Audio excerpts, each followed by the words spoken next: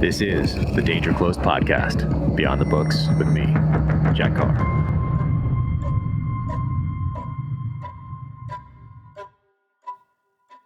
Welcome to the Danger Close podcast, an IRONCLAD original presented by Navy Federal Credit Union.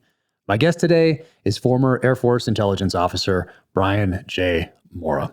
In his recent book, The Able Archers, he talks specifically about the year 1983 and how we came to the brink of a nuclear confrontation with the Soviet Union. And it is a history that most of us don't know that much about.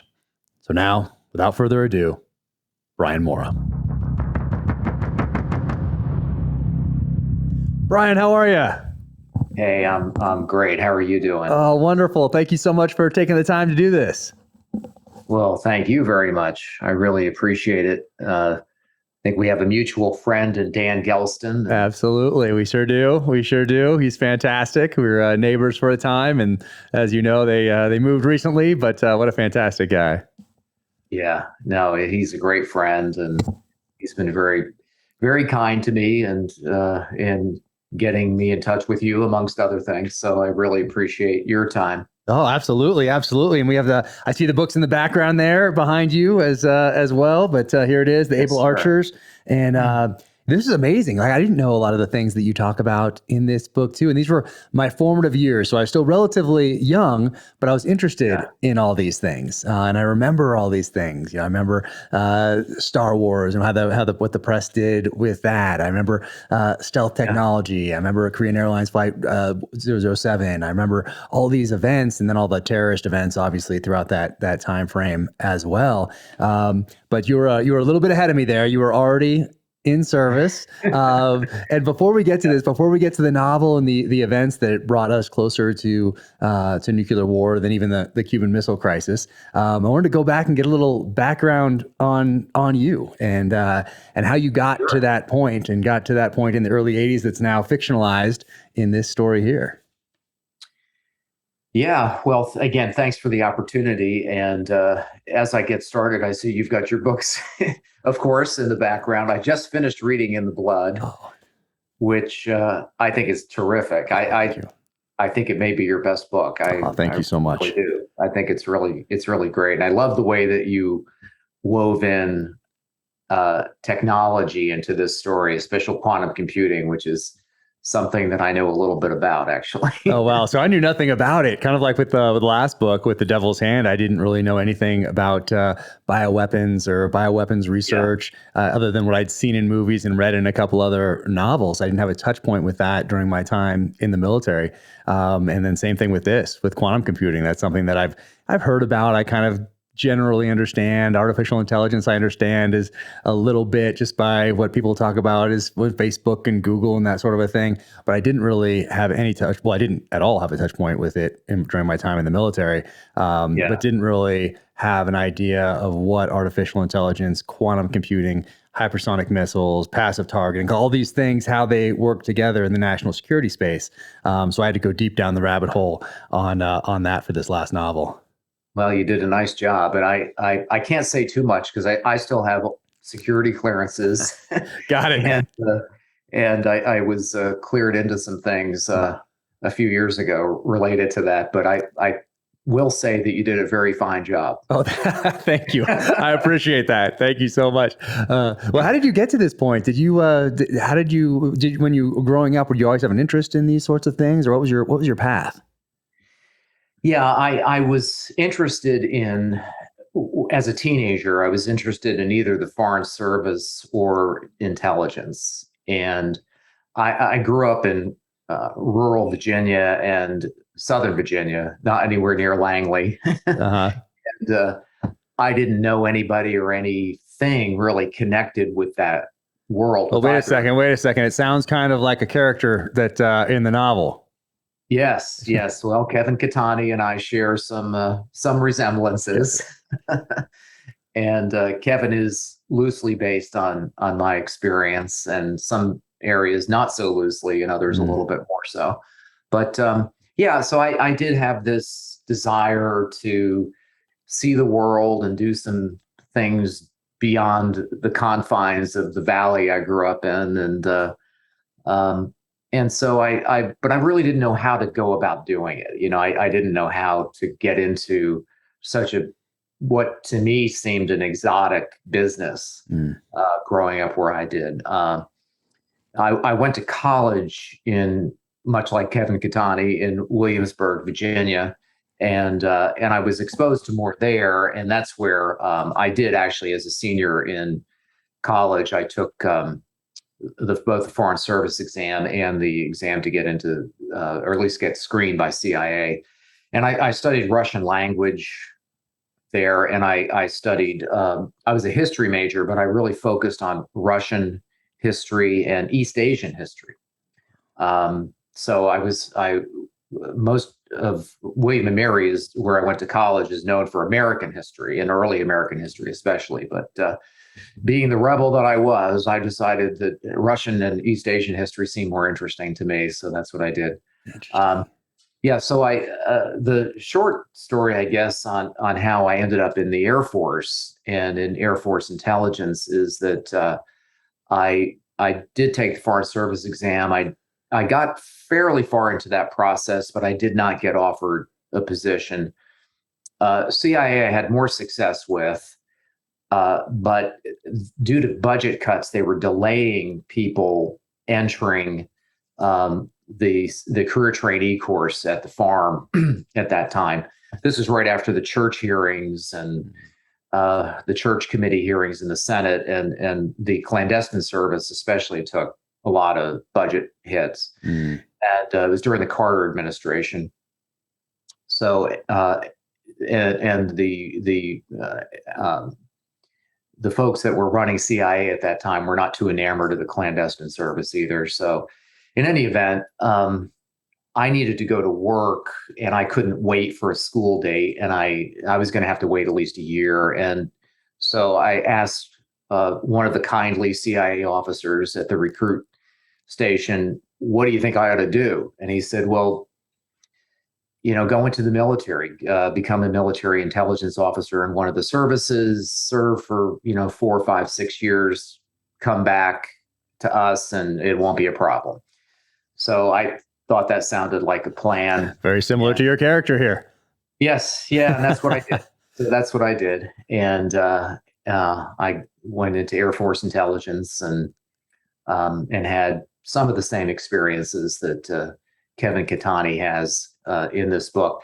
I also blended experiences that others I knew had into his character for dramatic purposes, and also so I wouldn't have, too many characters running around. Yes, no, that's important. That's important. Did when you were studying Russian history and East Asian history, did you do a semester abroad? Did you study language, that sort of a thing when you were in college? Well, I did study Russian language. I did study Japanese a little bit. I think I only had a semester of Japanese language. I did go to the Soviet Union as a student. I didn't do a full semester abroad, but I did go to Leningrad for a period of time, and which helped my Russian language skill immensely. And also spent a little bit of time in Moscow at that time. That was in the winter of 1975, 76. So to give you some time frame of what was going on in the world then. And that was actually when détente was beginning to unravel a little bit. In those middle years of the 1970s, things were, détente really had a short shelf life, I guess, and things were beginning to get colder again at that time in terms of relations between the Soviet Union and the U.S. And do you think that all come to a head in 1983-ish time frame? Yeah, right. Yes, and that's it was ironic for me that in my real life and in Catani's made up life, that a lot of the things I did as a student and did in terms of personal interest sort of prepared me for the experiences that Catani had. I mean, even the fact that I was stationed in Tokyo initially was sort of a serendipitous event, because I did have a fairly strong East Asian background, and I had an immediate affinity with the Japanese intelligence services that we were working with, and I was able to speak some Japanese, and I did study Japanese more while I was there, and that of course helped.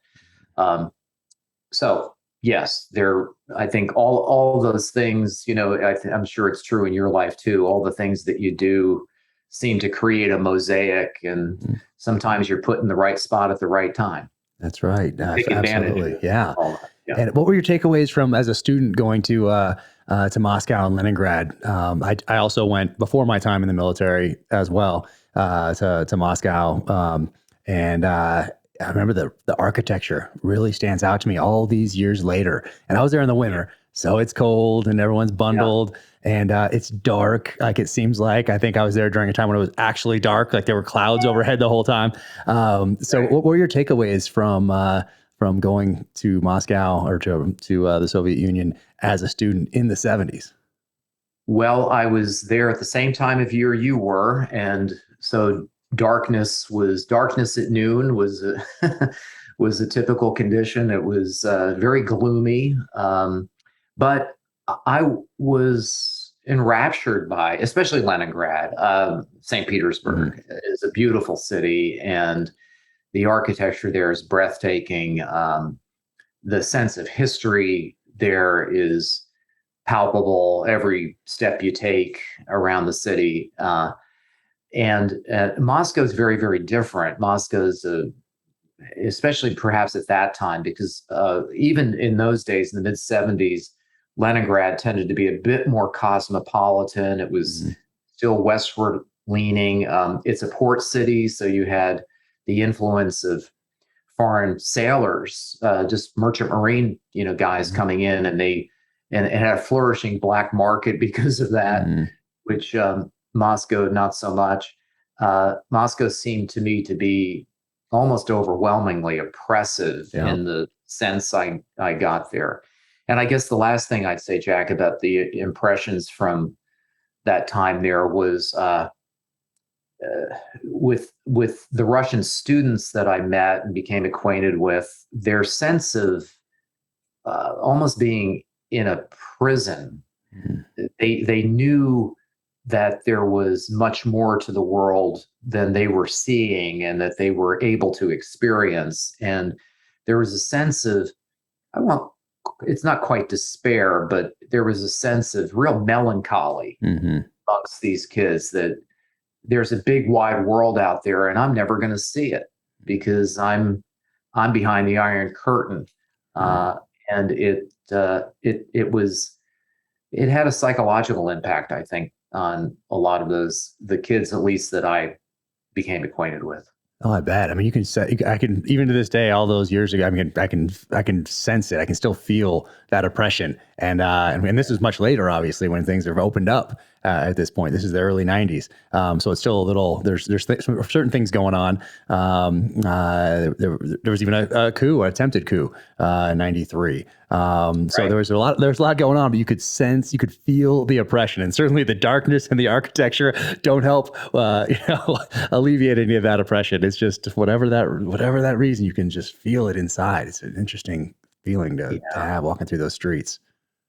Yeah, it is. It really gets into your pores. I mean, you feel it in every molecule of your body almost. And imagine living there your entire life. And these young people, as I said, felt caged. Yeah. Like they were birds yearning to be free. Yeah. Right? Yeah. Oh, interesting. And were you, I mean, you were very young at the time. Do you have any memories of the Cuban Missile Crisis? Like, how old are you at Cuban Missile Crisis? I mean, I was 5. Do you remember your parents? Like, because I have memories from when I'm 5 years old, 6 years old, 7 years old. Do you have memories of that? I do. I remember we would have civil defense drills when I was in kindergarten and first grade, and probably even later than that, I guess, where they would send us home from school and we were supposed to shelter in place, and we did the duck and cover maneuver Yeah. or desks. Under the wooden desk. Yeah. Yes. And what I remember, I think the one memory I have specifically, maybe two memories of the Cuban Missile Crisis itself. My parents were extremely anxious.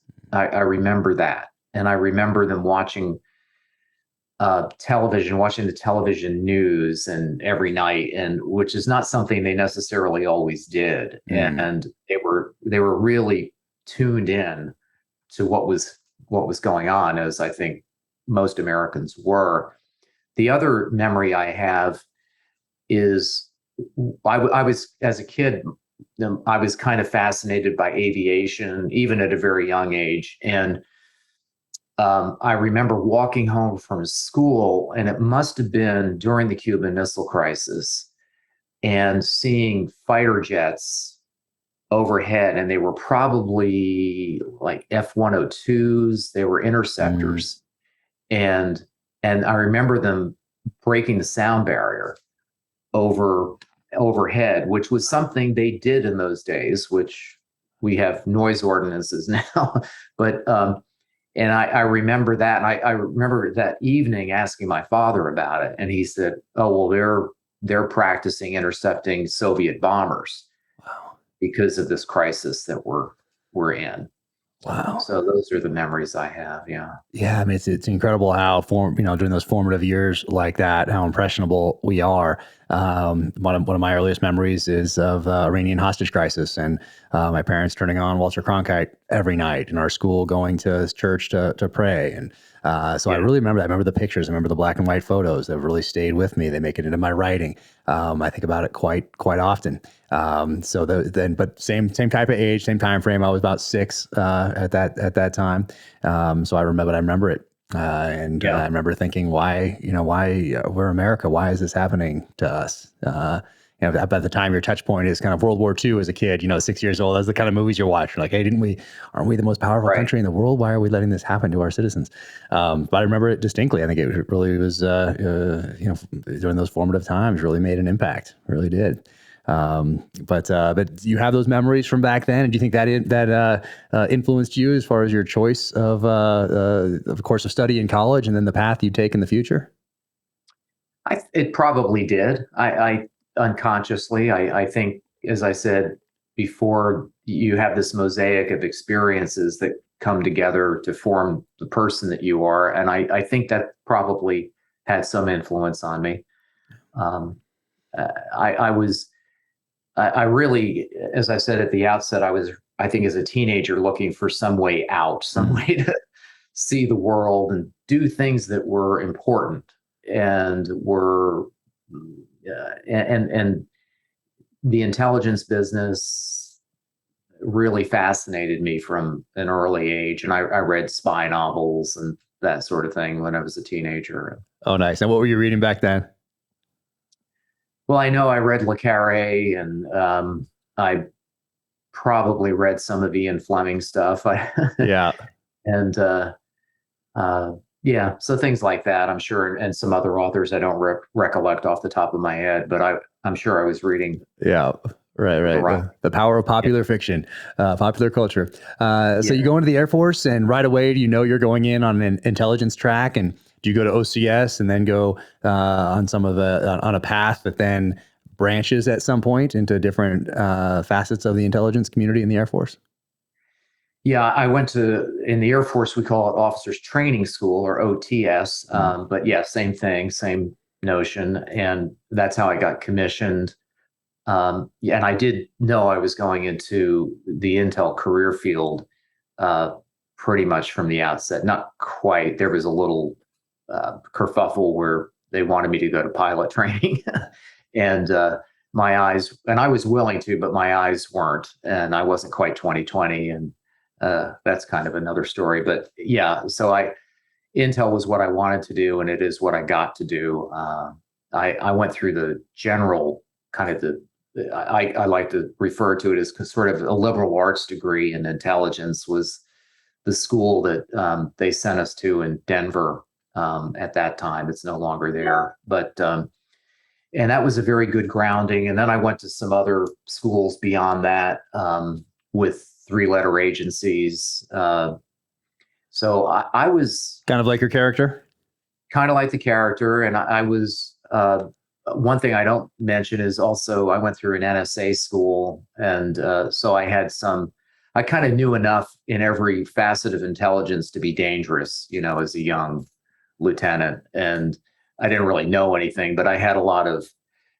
They did a really quite good job, I think, of rounding us out and giving us broad exposure to every, HUMINT through SIGINT through, and when we were in that school in Denver, we got our top secret SEI clearances, and so we were exposed to quite a bit. And yeah, so by the time I got to Japan for my first assignment, I was,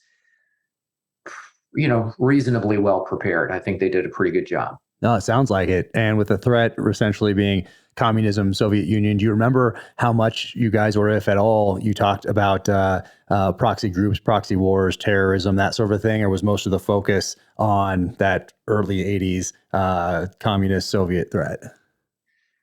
Well, in the Far East, which is where I was, we were certainly, our primary focus was the Soviet Union. Secondary was North Korea, and third was China. And probably fourth was what was going on in Southeast Asia, which I allude to in the book. And that part was fascinating, by the way. I was like, oh, geez, I've heard of this, but I need to do a little more research into this. And actually, in the second book, I get into that a little bit more retrospectively, as Kevin Katani is looking back at that period. So yeah, so we had a fairly wide-ranging focus, but the Soviet problem, as we called it in those days, was number one. But where we were, the threat of war with North Korea was a close second.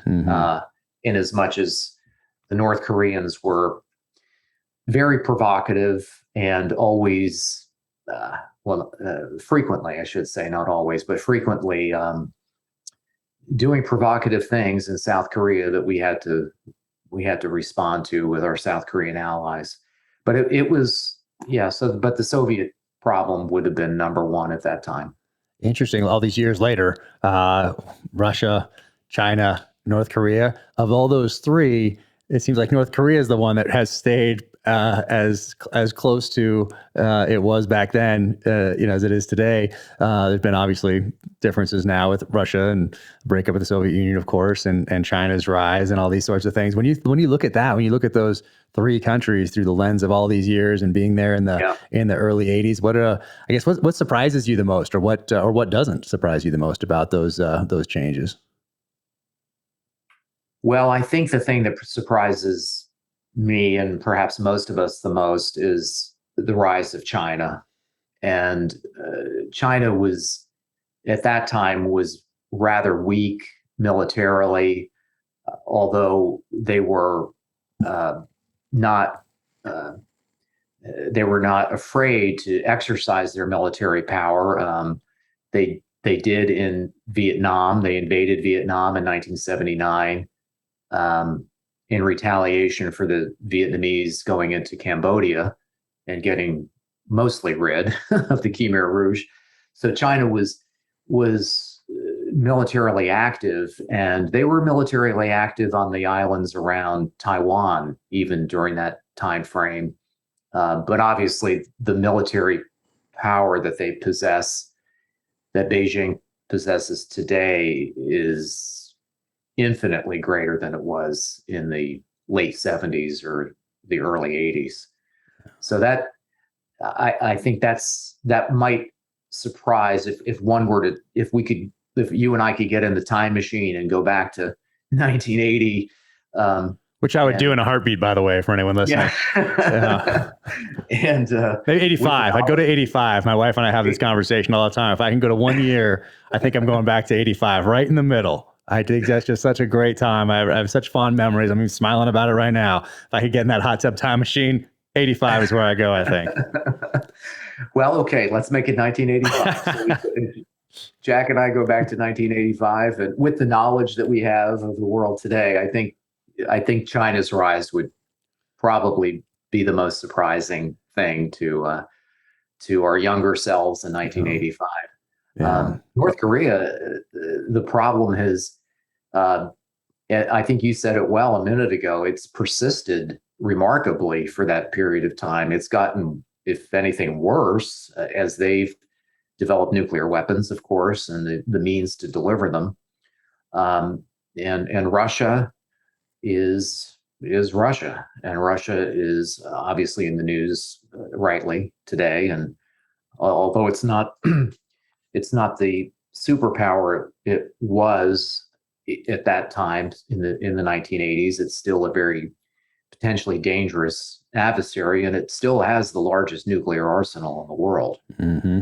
People forget that, different types. I forget the exact numbers right now, but they have a lot of those, the tactical, quote unquote, tactical nuclear weapons, Yes. a lot of different delivery mechanisms. But yeah, it's when you think about that, it certainly is sobering, I would say. But one thing I thought that was really interesting as well is when you talk about China invading Vietnam, you talk about the lessons learned from that.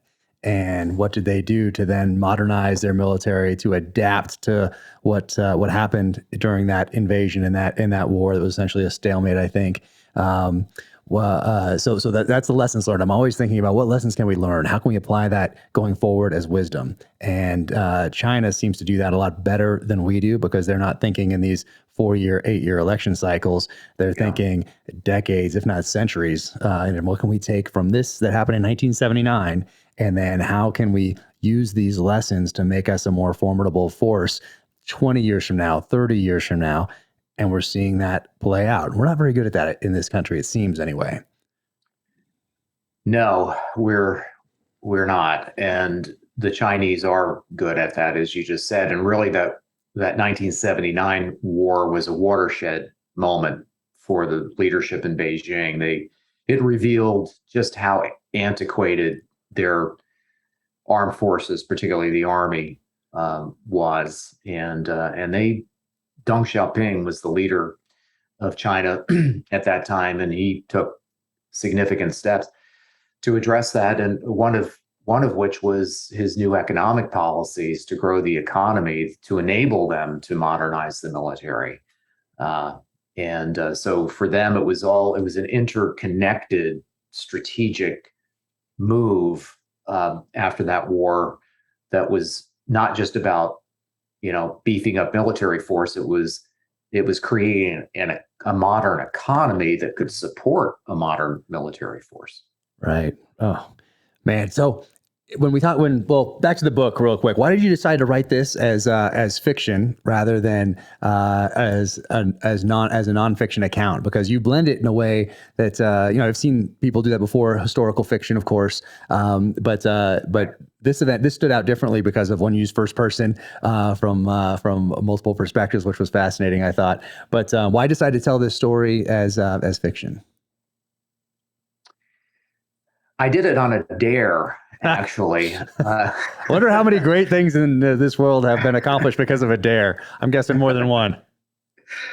I was my wife and I were having dinner with friends of ours, and the husband in that couple challenged me to write a novel because I was talking about the fact that I had been interested in writing, and I'd been encouraged by people over the years to write about this period in history. This was in 2018. And earlier in 2018, 2 nonfiction books were published about the 1983 Soviet war scare.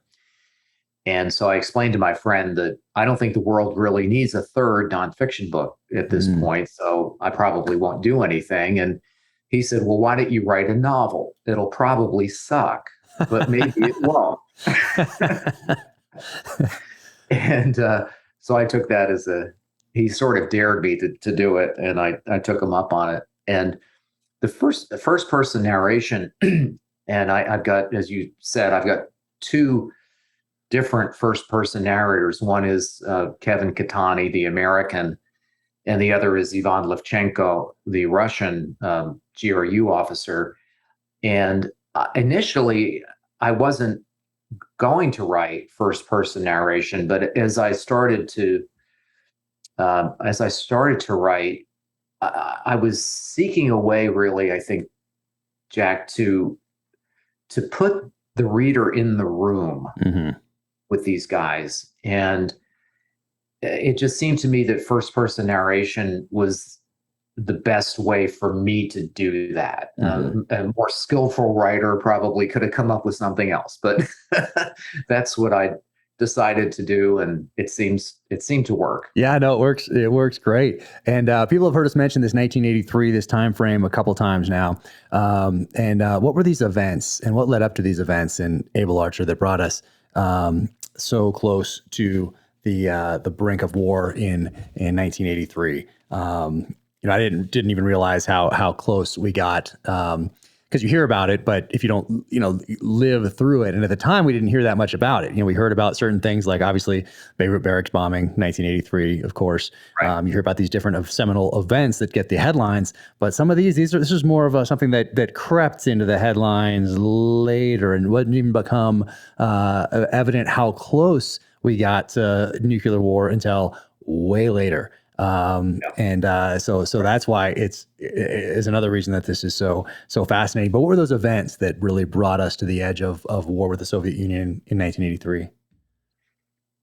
Right. And I would just, one quick preface comment is that, to your point, Jack, that much of the material related to these events remained very highly classified until just a few years ago.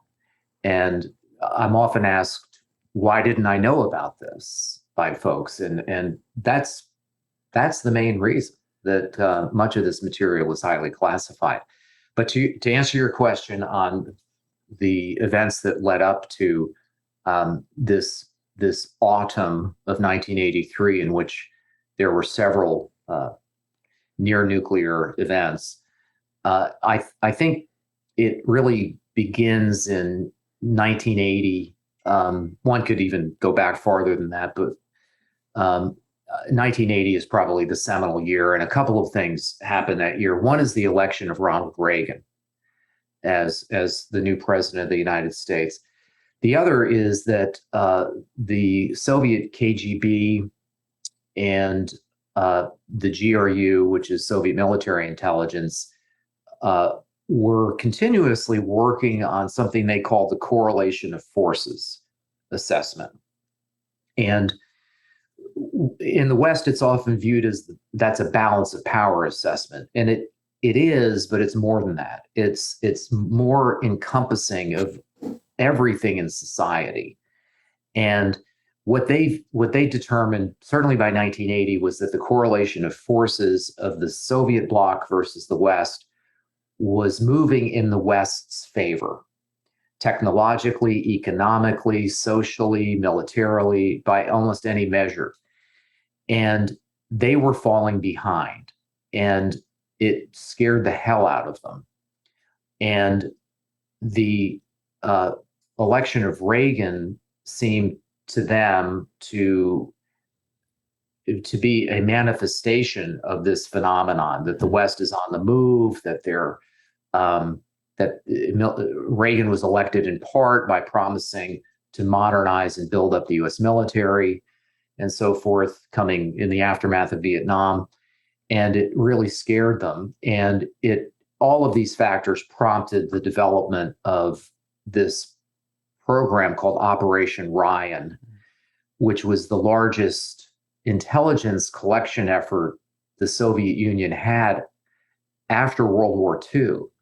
And Ryan it's a Russian acronym that stands roughly for nuclear rocket attack. And it implies a sneak attack. And the purpose of Ryan was to find indications that the West was planning a first strike nuclear attack on the Soviet Union. And so it began with that premise. The premise was they are planning a first strike. Let's find evidence of it. Right. So that was essentially the basis of Ryan, and it was a joint KGB and GRU effort. Joint may not be exactly accurate, but both agencies, both the KGB and the GRU, were involved. And so bringing us up to 1983, there were several very important events that occurred in the year 1983 that solidified the view in the Kremlin that Operation Ryan was onto something. So what are those events in 83? One is two speeches that Ronald Reagan made in March of 1983 are important. One he made, I think it was on the 8th of March, and these speeches were nationally televised. It's not like today. It was, 3 channels, everybody watches them.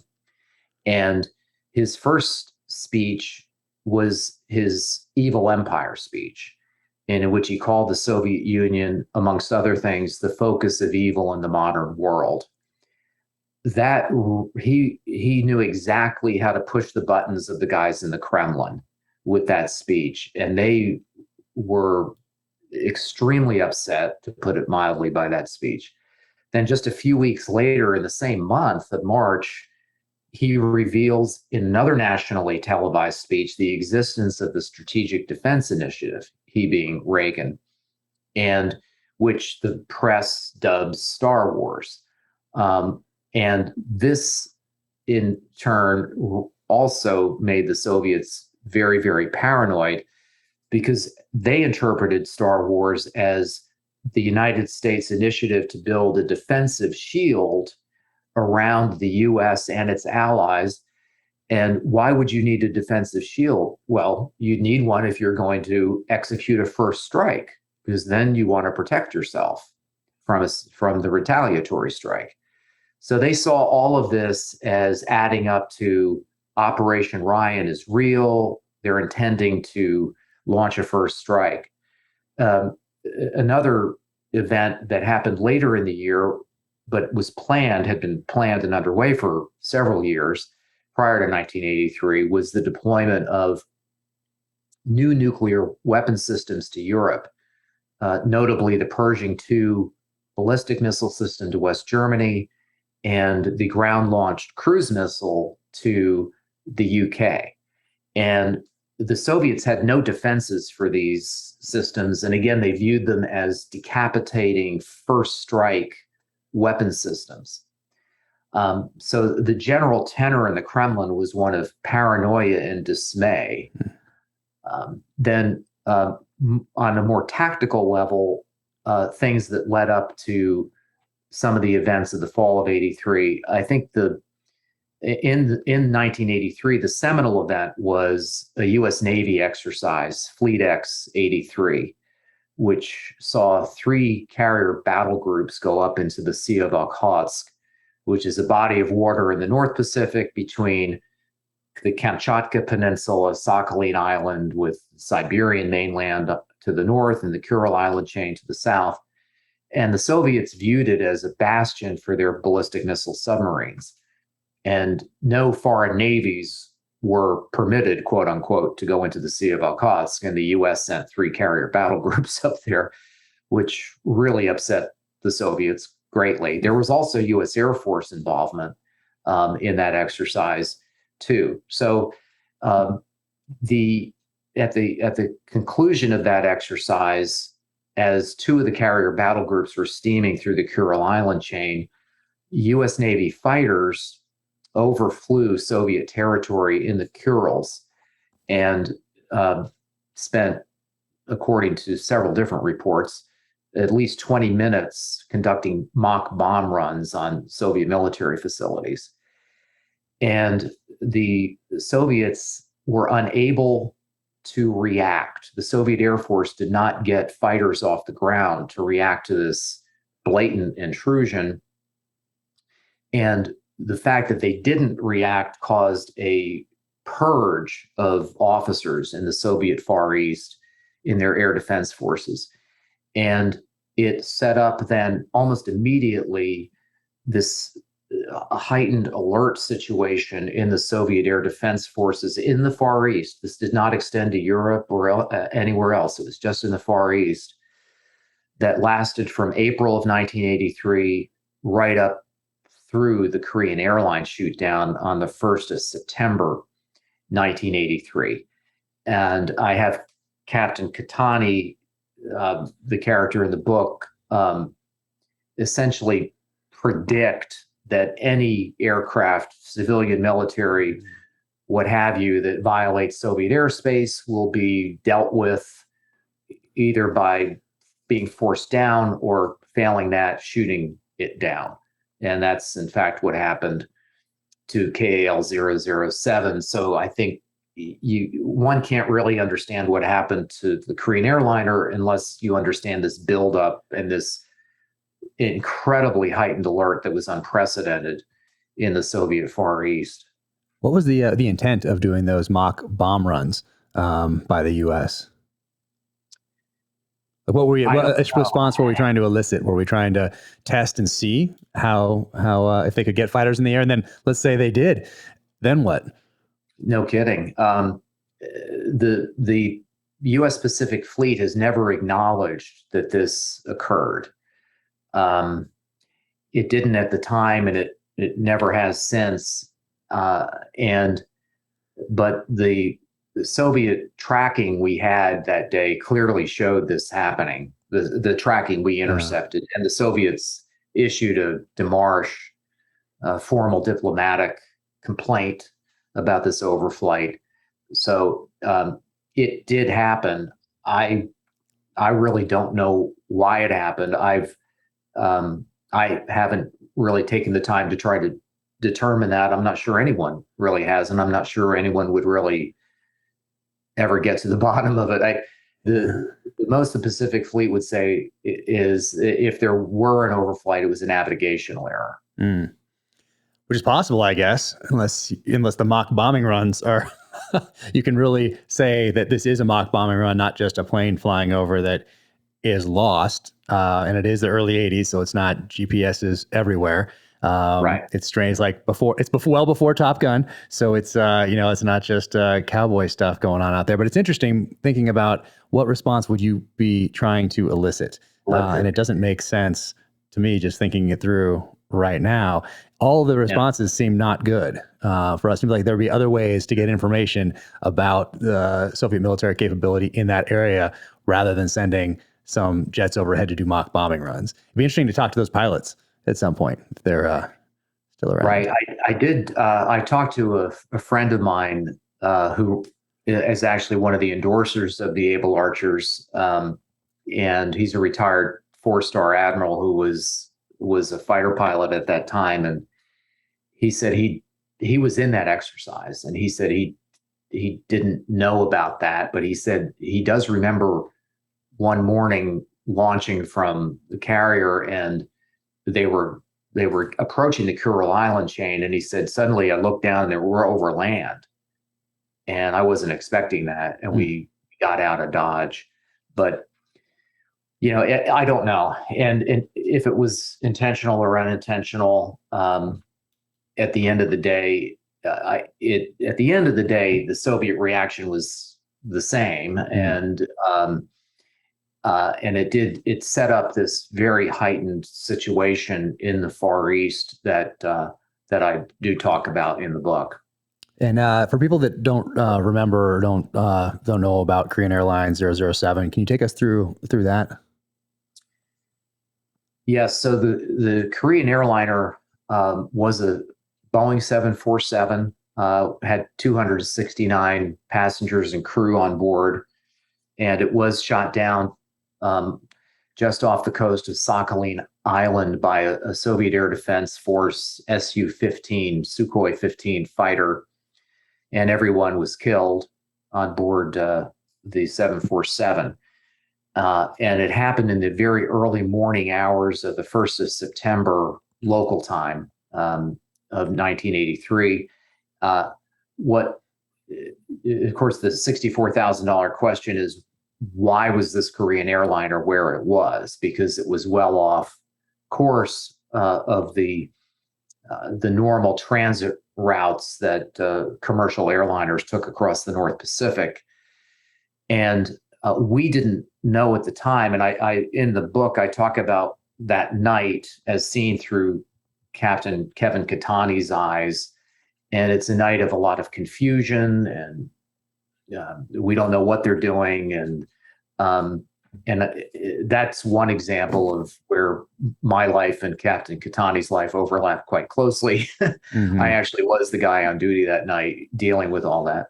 And so what we pieced together, we didn't know it at the time, but what we pieced together is that the Soviets were confused that night, and we kind of had an inkling of that right away, that there had been a U.S. Air Force mission that night off the coast of Kamchatka Island, an RC-135 aircraft, which is a modified Boeing 707, not a 747, but a 707. And that mission was there that night to collect telemetry on a planned Soviet ICBM launch, which intercontinental ballistic missile test launch, which never occurred that night. So the RC-135 did its orbits, it waited for this launch, the launch didn't happen, and it turned around and went home to its base in the Aleutian Islands. Just coincidentally, the Boeing 747 Korean Airlines 007 flew right through the orbit of the RC-135. And the Soviets attempted to intercept the RC-135 that night. They sent fighters up. They never really made an intercept, but they got close. That wasn't that big a deal. But what was a bigger deal was when this other aircraft came through the orbit, the Soviet Air Defense Forces tried to intercept that aircraft and failed. And that aircraft was Korean Airlines 007, although we didn't know it at the time. The Soviets were confused. They really didn't know what it was. The only plausible explanation to them was it was the RC-135, that it had for some reason broken off of its orbit, and now it was going to overfly Petropavlovsk, which is a city and port on the Kamchatka Peninsula that you know well, yes, from your writing. And Petropavlovsk is today and was then the home base for Soviet ballistic missile submarines. So it's a very tightly held, secretive place. And foreign aircraft are not permitted to overfly Petropavlovsk, certainly not in 1983. So the Soviets attempted to intercept, it failed. The aircraft continued on its course, its erroneous course, and flew over the expanse of the Sea of Okhotsk, that same body of water the U.S. Navy had been in the springtime of that year.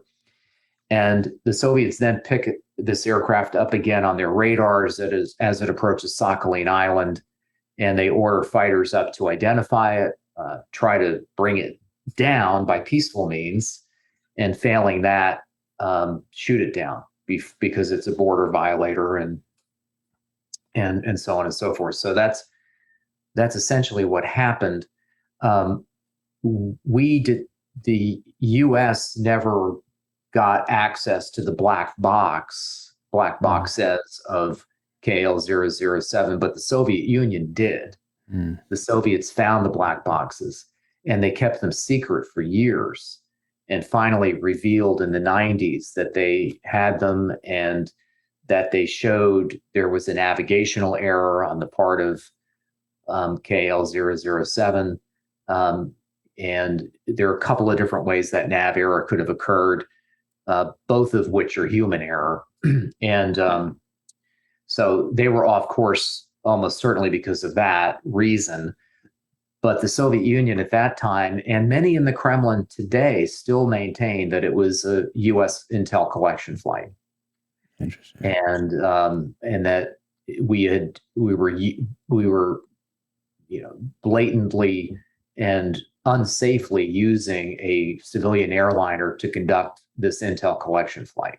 It's not true, but that was their party line then. And as I said, I've seen, in the last several years, writings from Russian leaders that indicate they still believe that. And back then, some of that Russian leadership did have very direct KGB ties. Is that right?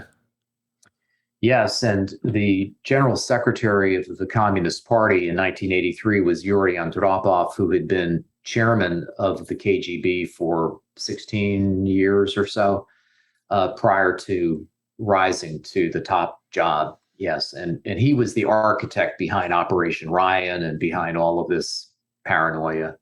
Right. Yeah. So you have people in place that are not necessarily, maybe a bit paranoid about such things, about a nuclear exchange, especially looking at what the U.S. is doing and what their levels of preparedness are to respond to such a first strike, especially with SDI out there in the press. Whether it was going to be effective or not, it's out there.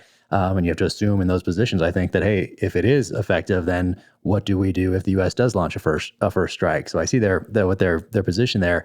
But how does Korean Airlines 007 and all these other things, how does this all come to a head and bring us to the brink of war? Well, there was also a school of thought in the Kremlin at the time, and Yuri Andropov may have believed it himself, that KL-007 was a provocation to serve as a predicate for a nuclear first strike. And again, if your whole mental furniture is built around Operation Ryan, and that's what the West intends to do, then why not send a Korean airliner in there to provoke a response from the Soviet Union and then use that as a predicate for a nuclear first strike? That was some of the thinking in the Kremlin at the time. So what happened in the immediate aftermath of the Korean Airlines shoot down, and I do talk about this in the book, and I don't think this has ever been discussed anywhere else. And I did get, as you know, I think I sent this book, and I've sent all my books through the pre-publication review process. I was going to ask you about that. Review process, yes. And I was a little bit surprised that all of this sailed through, and the Able Archers sailed through with no redactions at all, which surprised me.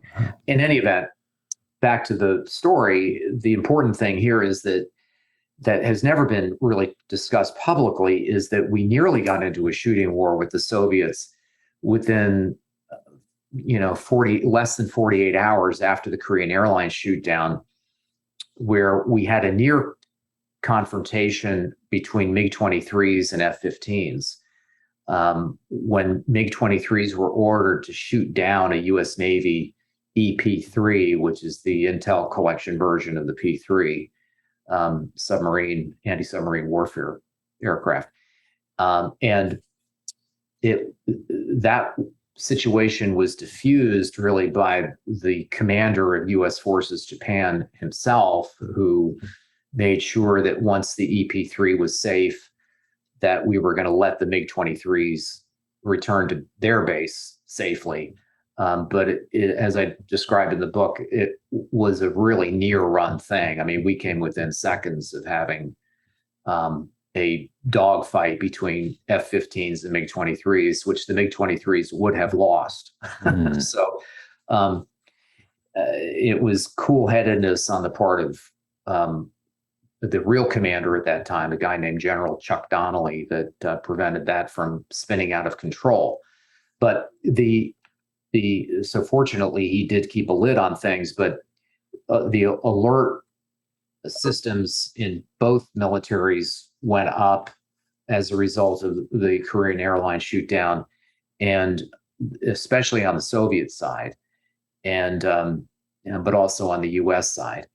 And then the next event that occurred that fall was just a few weeks after the Korean Airlines shoot down, when there was a spurious reports from Soviet missile warning satellites that those reports went into their National Missile Defense Center outside of Moscow, indicating that there were salvos of ICBM launches coming from the U.S. Air Force Base in Grand Forks.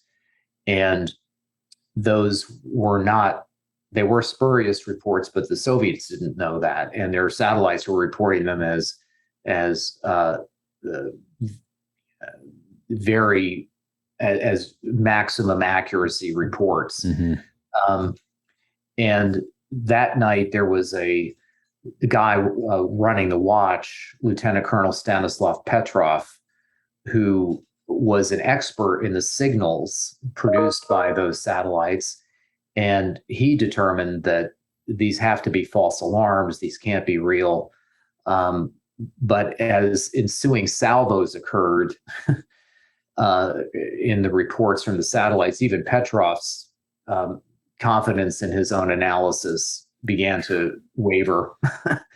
And so he had a terrifying 30 minutes or so in which he had to make decisions and advise his leadership in Moscow as to what course of action to take.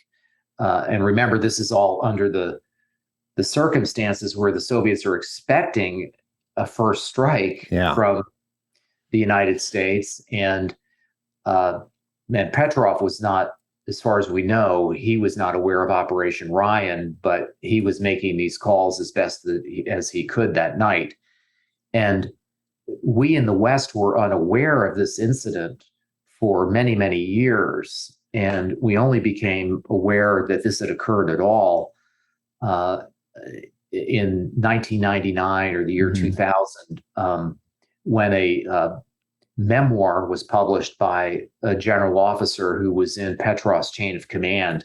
And one of the chapters in his memoir is called "The Man Who Saved the World."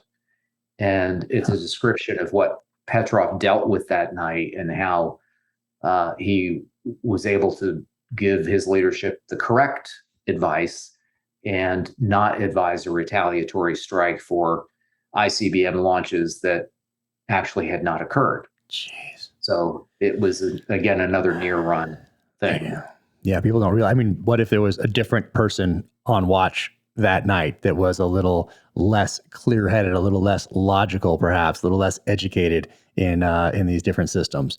I mean, not everybody is a Petrov. Maybe there was somebody else there, the new guy on watch, and he sees a launch and he just reports it up the chain of command. He's just a conduit for what the data is telling him, which is, oh, there's a launch, and he just puts that up the chain of command, and back down comes, okay, well, we're launching too. It's that close. It's one guy.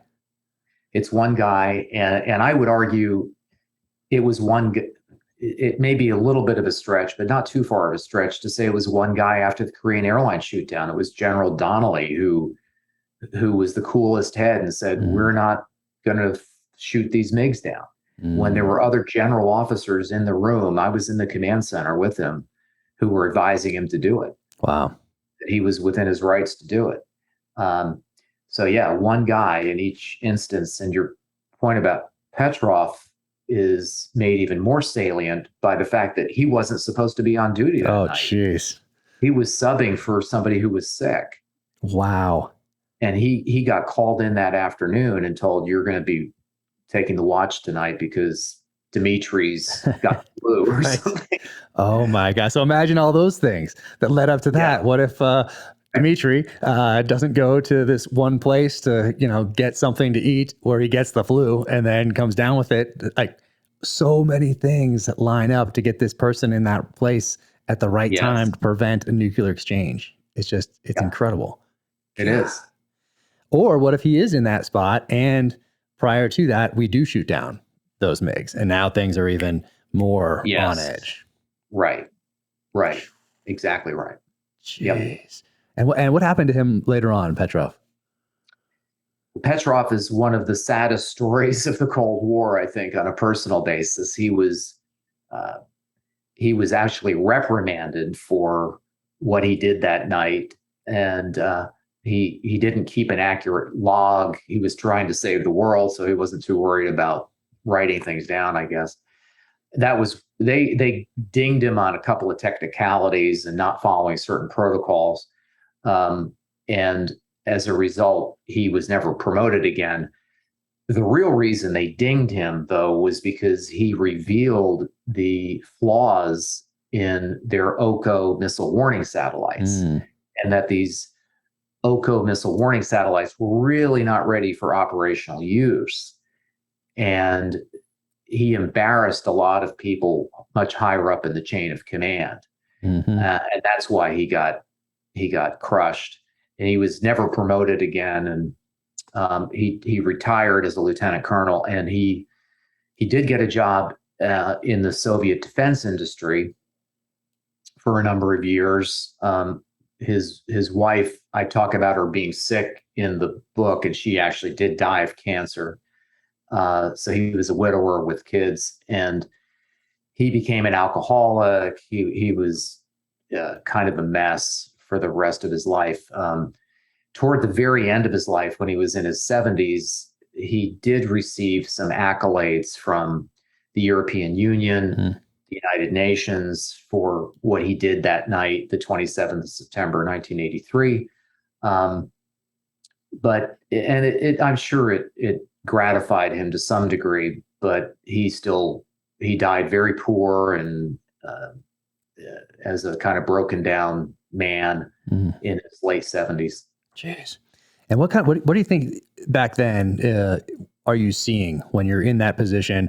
What was he seeing? Like, is he seeing like today you envision a tactical operations center with flat screen TVs all over the place, and maybe this artificial intelligence is working a little bit over here, but you're seeing a visual representation of what's happening, projected what will happen, like all these sorts of things. What are you seeing back then with 1983 technology? Are you just getting numbers on a like dot matrix type printer coming out, or are you seeing something on a computer screen that has a little green dot that shows something warming up? What is he seeing as he's making these calls? Yeah, they did have a big screen in that National Missile Defense Center, and so my understanding is that the alerts would come up on that big screen. They would have, after some number crunching, they would get a geolocation on where the launches, quote unquote, were emanating from. So he could tell he had a bunch of analysts working for him as the watch commander. They had electro-optical analysts, they had radar signals analysts, and other signal processing guys. And these OCO satellites had both IR and EO, both infrared and electro-optical sensors on board, but it's not instantaneous. So it's not clear just how much they were able to see, but they were getting signals certainly from the IR, that he was asking his analysts to analyze in real time, give me what you think we're dealing with, and how many, and they were able to make judgments on, well, it looks like there are 2 to 5 missiles in this salvo. It looks like there are 3 or 4 in this one, and that kind of thing. And they did geolocate it to Grand Forks Air Force Base pretty quickly. That's pretty good. I mean, for that time, it almost sounds like like war games that we're seeing up on the screen. You're seeing like that kind of technology. It sounds like, anyway. Yeah, it wasn't quite as advanced as that, because they didn't, as far as I know, they didn't really have any kind of help, any AI-ish help. It was all gray matter, and they had a bunch of different sections of analysts that were looking at the data and reporting back to him in the command center. Yes. So it would have been somewhat rudimentary, but yeah. Well, that's even, that does come down to that one person, and you're looking at essentially math equations, and figuring out how to make your best judgment. And then what you're and you're not just sending it up the chain in the United States chain of command, where if you're wrong, maybe you don't get promoted, but then there's plenty of other options for you in this country. You're sending it up the chain in the Soviet Union, which is already on a hair trigger, brink of war, early 80s.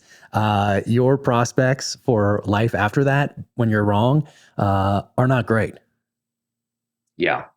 That's a lot to risk right there. So imagine we are launching. Imagine he's wrong that night. I mean, he's dead Yes. anyway, probably. Maybe that's Right. maybe That's his nuclear, solace. yeah, exactly. Nuclear weapons inbound, unless they're not going anywhere near him. I don't know. But I mean, Moscow's at top of the list, probably. So you're done anyway. So I guess that's factored in. But geez, I mean, regardless, Yeah, and that's a I tough, that's a tried tough it position to be in. in the book to give a sense of the tension that he was dealing with, and I put Levchenko there with him that night, so you're seeing it through Levchenko's eyes, and you're getting that firsthand encounter again. This notion of putting the reader in the room, and through either Katani's eyes or Levchenko's eyes, and in this case, it's through our buddy Levchenko. Yeah, I mean,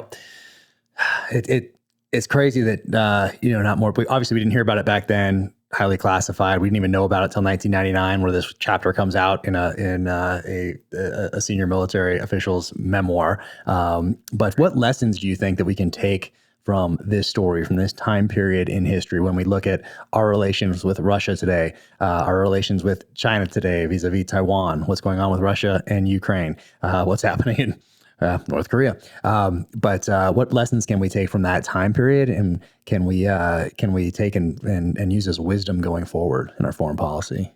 Well, I think that the final crisis, the Able Archer 83 crisis, which was just all these things are happening rather in a compressed time frame, and the Able Archer crisis was roughly the first 2 weeks of November of 83. And where we were nearly brought to the brink of war unknowingly, because we were mirror imaging. And this hopefully gets to your question a bit, Jack, because the US side was mirror imaging the Soviet side. We were blithely going forward with this Able Archer 83 nuclear war exercise, really without taking into consideration how it would be viewed by the Kremlin. Which is not an exercise. Right. And the Kremlin viewed it as, okay, it may be an exercise, but it's a cover for a sneak attack.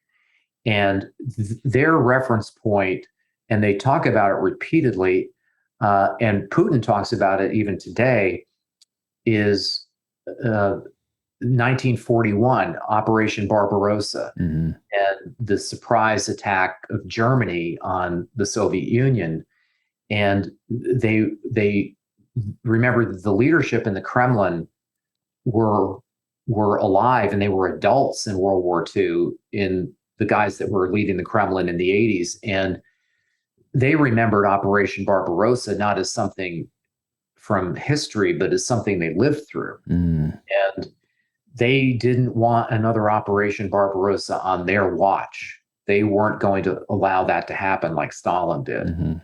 And that was their mindset. But our mindset was that, well, we're just doing a command post exercise, not thinking that, well, but the Soviets are viewing this through the context of everything that's happened this fall, and including the event we didn't know about, the Petrov event, and the fact that the Reforger exercise that fall, and Reforger was the reinforcement of Europe by U.S. forces during the Cold War. The Reforger that year was extremely large and sophisticated, more so than usual.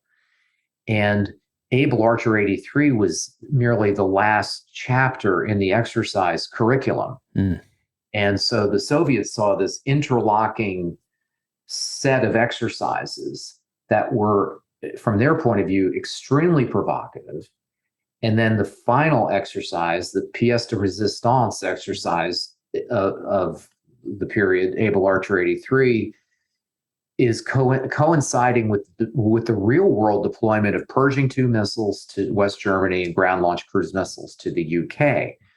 So to their eyes, this all looks like these guys are serious. They're preparing for a major war. And so the reaction on the Soviet side was to prepare for a major war. And their nuclear forces reaction, both in the theater in Europe and strategically, was unprecedented. And it was it was unlike anything they did even during the Cuban Missile Crisis. And not only that, but they put their conventional forces on alert. And they actually had ground forces deploy in East Germany and Poland out of garrison with 2 weeks rations and 2 weeks ammo loads. And so they're doing all these things. And it was only when really, again, one officer who was happened to be the head of Air Force intelligence in Europe, a real guy named General Lenny Perutz, he saw all this going on, and it all added up to him that, oh my God, they think Able Archers are real. They think we're really going to launch on them. And he ran that up the chain, his NATO chain, and he was asked, well, should we retaliate in kind then? If they're doing all this, if they're doing unprecedented preparations for nuclear war, should we do the same? And he said, no, we should stand down, and we should bring Able Archer to a close as quickly as we can, and just, behave as though everything's normal, and maybe that'll assuage their concerns a little bit. It was the right call, but as Perutz said later in his life, he did it just on gut instinct. He said, I didn't really know what I should do, but it just seemed like that was the right call. But he did so without the benefit of intelligence that CIA had that had been collected from Oleg Gordievsky by the British, where Gordievsky was warning the British that they think this is real. The Soviets, the Kremlin, think that you're really preparing for nuclear war. And CIA had that intel, but they didn't pass it along to the intelligence officials in NATO, and something that Perutz later in life was quite angry about. But so he made that call, and it was a very near-run thing again. And I talk about some of the things that NATO did during Able Archer 83 to make it more realistic, and one of which was they changed the codes, the communication codes, at the apex of the exercise, at the point where they were going to ask for nuclear weapons release from President Reagan and Margaret Thatcher. So the Soviets saw that. Oh my God, they changed the codes. We can't collect anything. And I weave that into the story. But so it was all of those added elements of realism into this exercise that made the Soviets extremely anxious, to put it mildly. Yep. Yeah. Putting yourself in your enemy's shoes is, I found, highly valuable at all different levels: tactical, operational, strategic in this case. And we neglect to do that time and time again. I think we neglect to do that for whatever reason. I mean, the lessons are out there, it seems. How long was Able Archer on the books before it was it something that we'd done before, or just not under these kind of stressors and tensions, or what was its history? It was generally done every year. There were some years, as I understand it, when it was skipped. It was generally done every year as the culminating part of the Reforger set of exercises. But this particular year, it was highly realistic.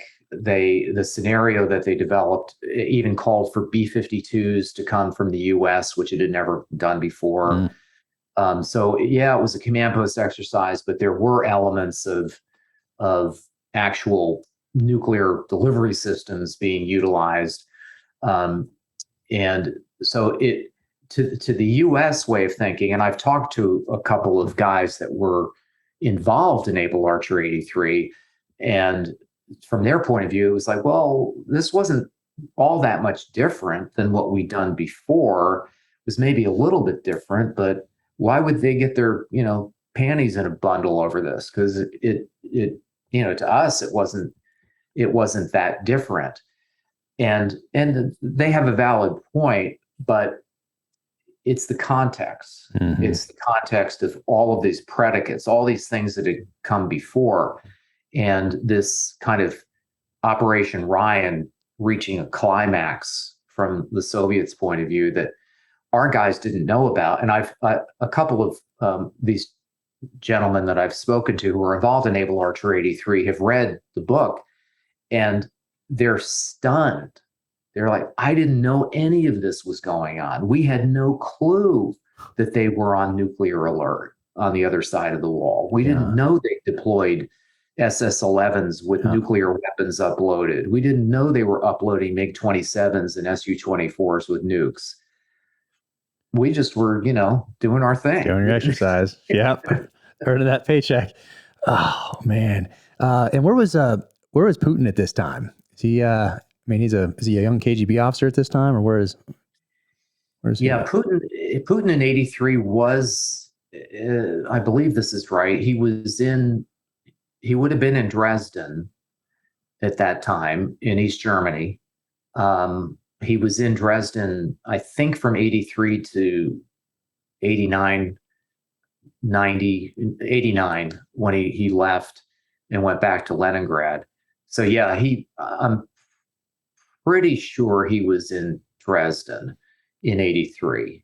But he's active in the KGB at this point. Yeah, he was a KGB officer. He was a lieutenant colonel in the KGB in Dresden.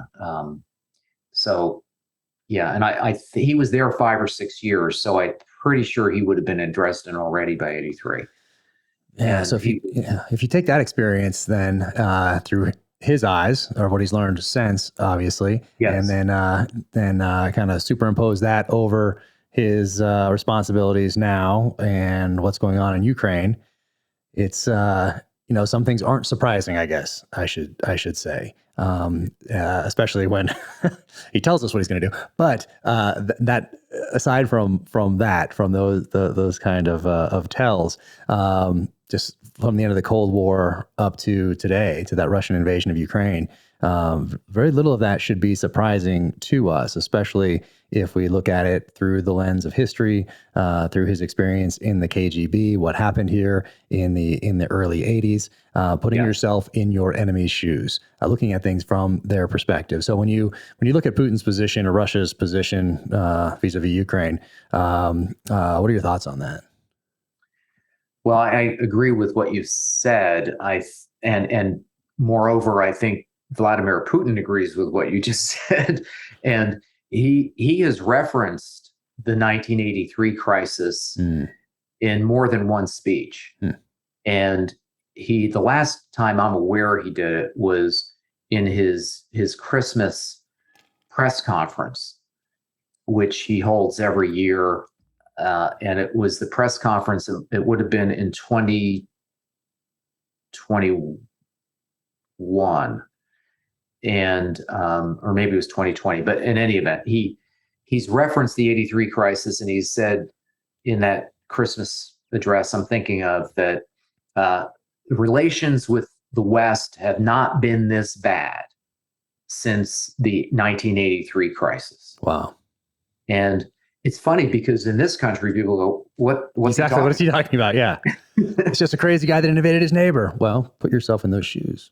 But in Russia, people remember this crisis. Oh. And another factor that shows how I think real the Soviets believed this crisis was that during Able Archer in 83, in November of 83, the Soviets had implemented civil defense measures that they didn't even implement during the Cuban Missile Crisis. They were routinely having factories, office workers, schools evacuate and run nuclear warfare drills, go to their fallout shelters. They were doing this frequently during this period. They also canceled that fall the Soviet Army's participation in the grain harvest, which every year they mobilized. We would find this incredible, but they mobilized the Soviet ground forces to go out and help with the harvest. And they canceled it in 83. It's the only year during the entire Cold War they did that. Wow. And they kept the guys in garrison and on alert and so on. And there was a member of the Politburo in Andropov's Politburo, whose last name, ironically, was Romanov. Mm. And Romanov gave a number of speeches, nationally televised addresses in late October and through the first few weeks of November, in which he was telling people, take these civil defense exercises seriously. We're on the brink of nuclear war. Things have never been this bad before, not even in 1962. And so they were taking it rather seriously. So there is some historical memory in Russia of the 83 crisis that does not exist in the United States. And so anyway, I think to really attempt to answer your question, yes, this is all prelude to building Putin's mental furniture and the mental furniture of the guys that he surrounds himself with, who believe that NATO is inherently aggressive. It's an offensive alliance. These are words they use all the time. And they point not only to things like 83, but more recent things, the war in Kosovo in 1999, which most Americans have forgotten if they really even knew it was going on at the time. It's a big touch point for the Soviets, for the Russians, pardon me, and for Putin. And he references NATO's aggression in the Kosovo war and how NATO bombed Belgrade. And a modern Slavic city was reduced to rubble by the NATO air forces. He references that, and then of course the expansion of NATO.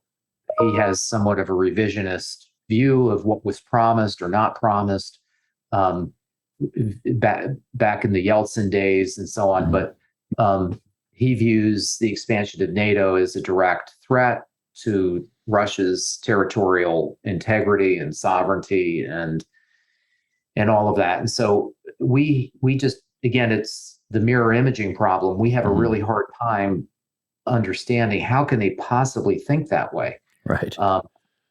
And I think that someone, I mentioned General Leonard Perutz earlier, who was chief of Air Force Intel in Europe at the time.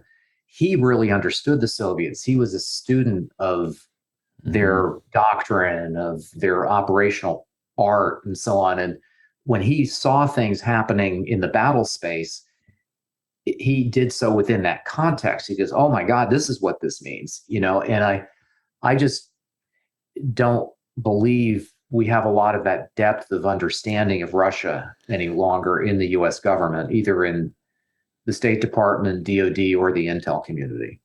Yeah, it's tough because I don't think we have that depth of understanding about most of our adversaries for whatever reason. A lot of distractions out there, obviously, today. These bureaucracies being so big that you just get lost if you are that person that actually does understand the enemy. You're at a desk somewhere and you're not in a position to really affect change. You can issue up a report, but once again, there are so many distractions these days, so many inputs. It's not just us on our phones. It's intel. It's all over the place. And how do you sift through this? What kind of algorithms do you use to get that one thing that needs to rise to the top to get to you at that point in time that you need that information to make a call that averts nuclear war, like in 1983. Now there's so much of it. And I don't say any of those things about understanding your enemy to excuse Putin's actions. But what I mean by that is that understanding your enemy allows us then to make better, wiser decisions to avert war, which affect people like we're seeing in Ukraine now, just the normal everyday families in Ukraine that are having to deal with this sort of thing, with a war that's really based on a lot of maybe misconceptions, misunderstandings, not understanding your enemy, both sides, him not understanding us not understanding them. So it's just tough and it's frustrating. But it brings me to the importance of the individual. And, we saw it in 1983. So what are your thoughts on the importance of the right person in the right place at the right time, individual responsibility, decentralized command, pushing authorities down, versus processes and institutions and maybe artificial intelligence, all these things that take that individual more and more out of the decision-making process. Well, one of the themes of this book, and you put your finger right on it, of course, Jack, is individual action and people taking responsibility for tough decisions. And it's seen, I think, in each of the three crises of the fall of '83. So I do think that's important. I would say also, though, that I think another theme in the book is the importance of institutions. And one that I make use of is the military liaison mission, which most Americans, actually most people in the military, even when I was on active duty, didn't even know it existed. Yeah. And what do you mean we have guys in East Germany? I mean, it was just inconceivable.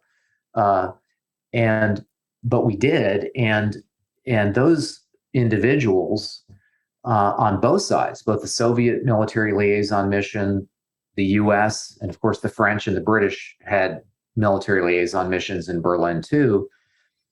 They got to know each other and they got to understand each other. And you did have the liaison part of their mission was you had the ability to go to Group of Soviet Forces Germany headquarters and talk to your counterparts and say, wait a minute, what are you guys doing? If you're doing this exercise, we need to know what the hell you're doing. And, help me out here, Ivan. And they would go have dinner together and drink vodka together. But it was also a mechanism. And I use in this book, the MLM, specifically Potsdam House, which was the Americans' bastion in East Germany, as the scene for the communications that take place during the Able Archer crisis, and with Ivan Levchenko and Katani both in the same room. And we did have those mechanisms. There was a place for people to sit down and say, okay, what are you guys doing? Help me understand what's going. And I know we don't have the MLM anymore. It was disbanded at the end of the Cold War. And whereas the Russians, I know, have a liaison office at NATO headquarters, it doesn't seem to get used anymore. So it's a little dusty in there. Yeah. So I think institutions can be helpful. I think with regard to your point about AI and machine learning, I'm a believer in the utility of systems like that as aids to human thinking, but only as aids to human thinking. And humans still have the best computer on the planet. And those things can be very helpful in terms of understanding context. And have we seen, is there a pattern here? Have we seen this before? That's what AI and ML, it's one of the things they're good for. They're good for lots of things, but that's one of the things. And that can be very helpful to people in a highly ambiguous situation, trying to figure out what's really going on here. A situation like Petrov confronted, or that Kevin Katani confronted that night of the Korean Airlines shootdown, because we didn't know what was going on. And there's a point where Katani asks the NCO of the watch, have you ever seen this before? And he says, no. And Katani said, well, if you haven't seen it before, then it really is unusual, because this guy had history and so on.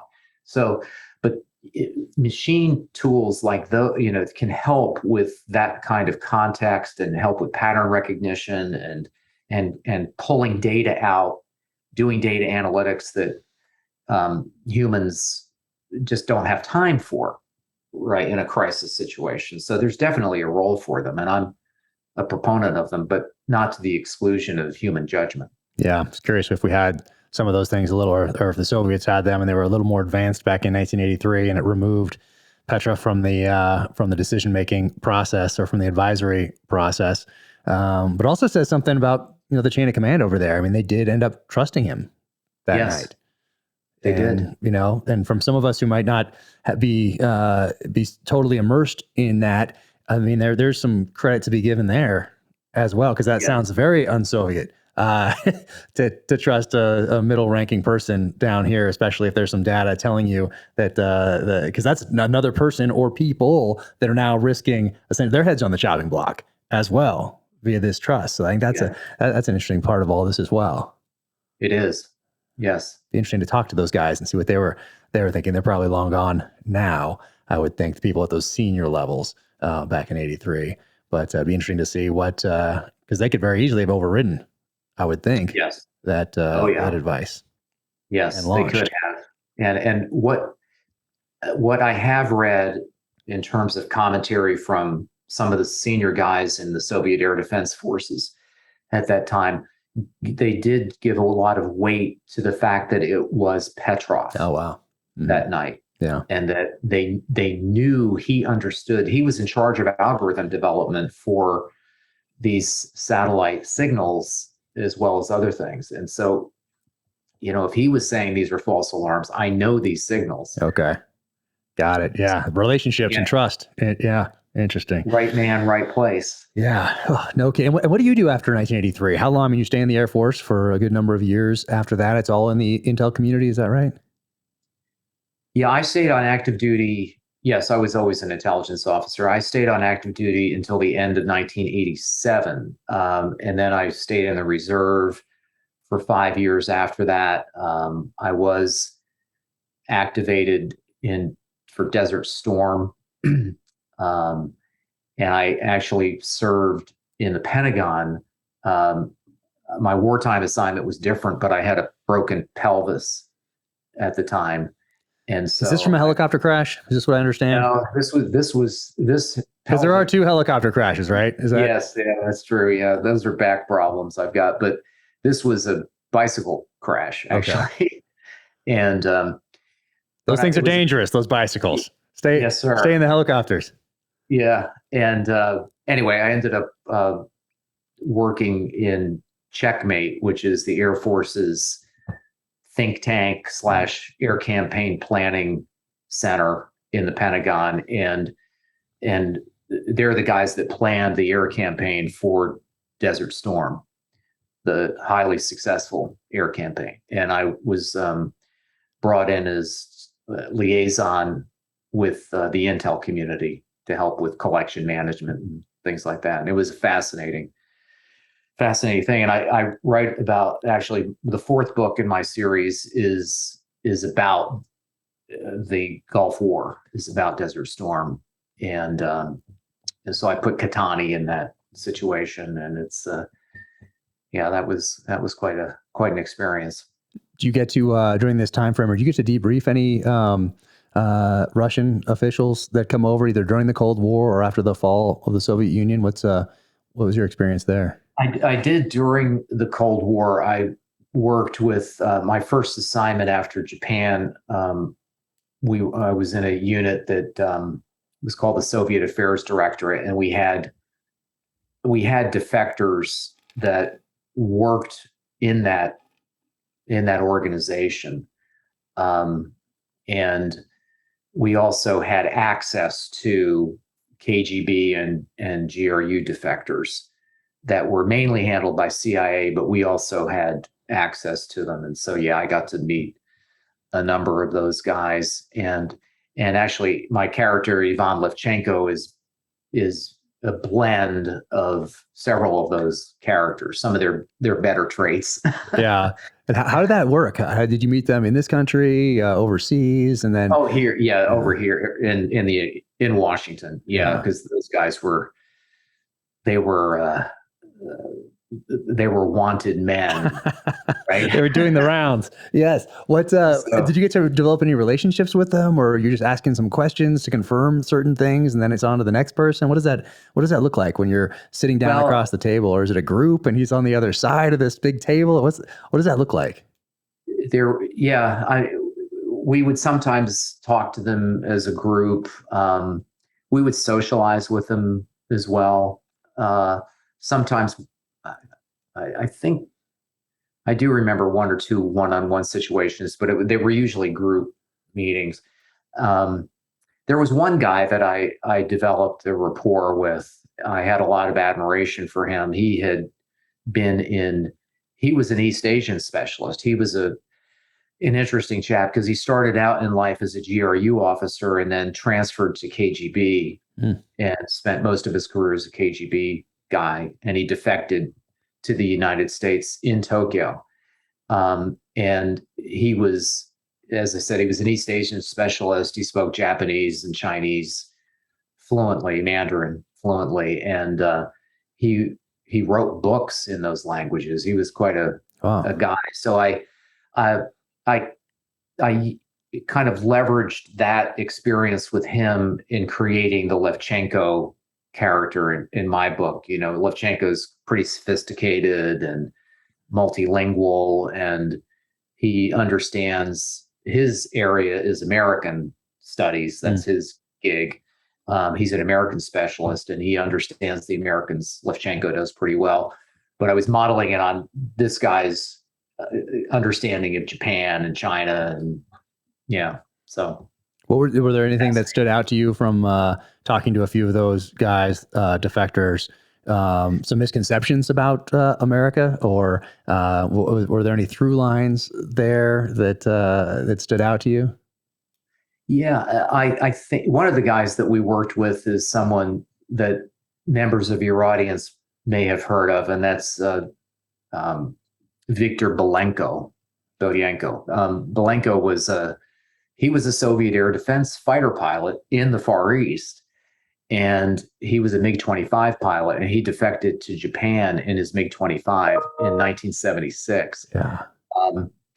And we used to work with him, and we would take him to various Air Force bases around the United States and have him talk to the fighter crews, have him talk to guys that would have been his adversaries, you know, F-15 pilots and F-16 guys. And he was quite a guy. He was a bit of a wild man. And I bet. And I know on the first couple of those trips to U.S. Air Force bases that he thought they were Potemkin villages in his really technology. Yeah. That this is not a real base. This is a show base. This is not how people really live. And, you know, I want to see the BX, and we take him and he'd say, yeah, this is a showcase. This is not real. And he on one trip, I think we're at Langley Air Force Base in Hampton, Virginia, and he wanted to see an NCO's quarters. And so we went to have dinner actually at a master sergeant's house on base one night. And he couldn't believe it. He said, well, this is nicer than officer housing in the Soviet Union. I mean, how can this? And I remember one time talking to Belenko, and he said something to the effect that after all I've seen of the United States, and this is after he'd been around for a while, he said, I don't have any idea how we ever believed we could beat you. Wow. That's cool. Yeah. Interesting. Man. Wow. And jumping back to nuclear weapons and Ukraine, Russia, United States for a moment. During the Clinton administration, there are not treaties, but an agreement for Ukraine to turn back over those stockpiles of Russian weapons that they'd had built up during the Cold War, and they do. What are your thoughts on that? Them doing it, one, and then two, what message that sends in the future as far as negotiations go and treaties go and memorandums go and agreements go, as far as giving up your weapons for a future promised protection? And how does that bode for the future? Oh, it's an excellent question. And that's the Budapest Memorandum of 1994, right? That made those guarantees to Kiev and the Ukrainians.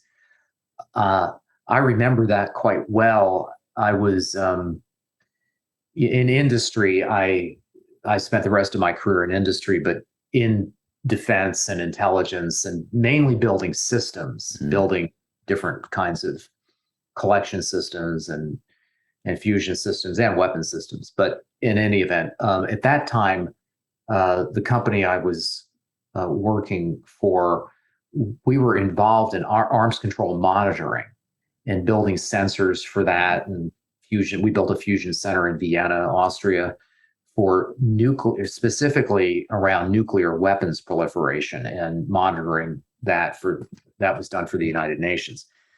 In any event, so Ukraine was part of that. I remember, of course, the West we were in a bit of a panic after the fall of the Soviet Union over the security of these nuclear weapons. Yes.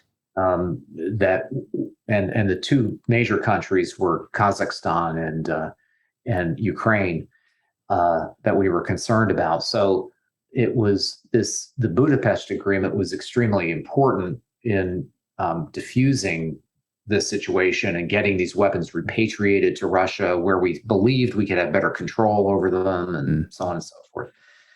Now, so that was the impetus behind it. Of course, given events since 2014, if one is a Ukrainian, one looks back at that agreement with the jaundiced eye and says, well, we were invaded in 2014. We've been reinvaded in 2022. Those guarantees don't mean a lot. And it to the extent that it creates a model for other countries to look at, it's obviously not a very, propitious, it's not a very good model. And I think it will have an effect. I mean, these things always do. And if you go back, I mentioned Desert Storm earlier, if you go back to the Persian Gulf War, the success that the United States, particularly the Air Force and Air Forces had in that war, just solidified everybody's belief around the world that, well, you really don't want to get into a fair fight with the United States. And why did they feel free to invade and go after Iraq in 1991? Well, it's because Saddam didn't have nuclear weapons. So I better get some nuclear weapons. And you've seen North Korea act upon that. You've seen other countries act or try to act on that. So I think I'm drawing obviously a parallel between the two. I think the experience of Ukraine will have a very negative effect on trying to convince countries around the world you shouldn't develop nuclear weapons because we've got your back. And I'm not, saying that, I'm not throwing stones at any particular administration or anything like that. But it's a terrible precedent. It's just a terrible precedent. Yeah. And you're in your research and talking to these guys, and in the 80s, did you ever? And we're talking tactical nuclear weapons versus strategic weapons. And then remember the suitcase bomb that people talked about, and there have been some defectors that have talked about it, and there's controversy about whether they actually existed, or obviously weren't an actual suitcase. They were a lot larger than that, but hiding those in certain countries around the world. Do you have any insight into that, or what happened to those? I really don't. I don't have any special insight into that. But I think they're pretty old by this point. If anyone, if there are any still buried out there at some place. It was a real fear, I know, at that time, again, in the mid-90s with the breakup of the Soviet Union, loose nukes. It was a huge issue, which is largely forgotten now. But, and I often tell folks that this war in Ukraine is already a nuclear war, in as much as the Russians have played the nuclear card right from the beginning and been rattling the nuclear saber, and it's had the intended effect in limiting NATO's freedom of action and straining NATO's options in terms of how to deal with the Russian invasion of Ukraine this time, and their threats of nuclear war are, I think, Director of Central Intelligence Burns talked about it recently in open testimony, and he said, well, he was asked directly, what's the threat of a nuclear conflict over Ukraine? And he said, well, it's not zero. Yeah. And he said, I'm not predicting one, but there is a probability. And he painted several scenarios under which that might occur. And one of which is if the Russians really think they're losing. Mm-hmm. Yeah, it's interesting. Because the question is, obviously the baseline question is, do they have the capability? And if that answer is yes, then okay, well that opens it as a possibility. So it's an interesting thing to wrestle with all these years after what we thought was the end, quote unquote, of the Cold War, to be revisiting a lot of these issues. And in here you talk about, you have a great timeline in here that goes the back with all these different touch points of events that were very impactful in my life. But you have the Soviet invasion of Afghanistan in here as part of the timeline. What lessons do you think they took from that they revisit today, either in Ukraine or just as part of their foreign policy from their, let's call it a 10-year misadventure maybe in Afghanistan? Well, I think one of the lessons I think they probably take away from Afghanistan is it's important to define what the near abroad really is. And the near abroad is a phrase the Russians use to describe countries that are contiguous to them that are of strategic, almost existential importance. Mm-hmm. And I think the Russians then and today, both in the 80s and today, would say, well, Afghanistan doesn't fit that description. Afghanistan really, the fundamental mistake around Afghanistan was it wasn't part of our vital national interest. It wasn't part of the Soviets' vital national interest, but Ukraine is, and I think that's a key difference. That they absolutely view Ukraine as the most important country in the near abroad, and it is vital to their national interest, and therefore it requires a degree of sacrifice that would have not been required in Afghanistan, as bad as Afghanistan was. So I think I think that's the principal lesson they took away from Afghanistan, is that before you go into a country, you better make sure it's really of existential importance to us. Yeah, and I think if we took lessons from the Soviet experience in Afghanistan in early or late 2001, early 2002 timeframe, we took some of the wrong lessons, it seems, on our side of the house. If we looked at it at all, if we didn't fall prey to imperial hubris right out of the gate, it seems. We looked at how many troops, how many forces, how many assets were on the ground, and how many built up over a 10-year period in Afghanistan from the Soviet side of the house, and we didn't want that same thing to happen.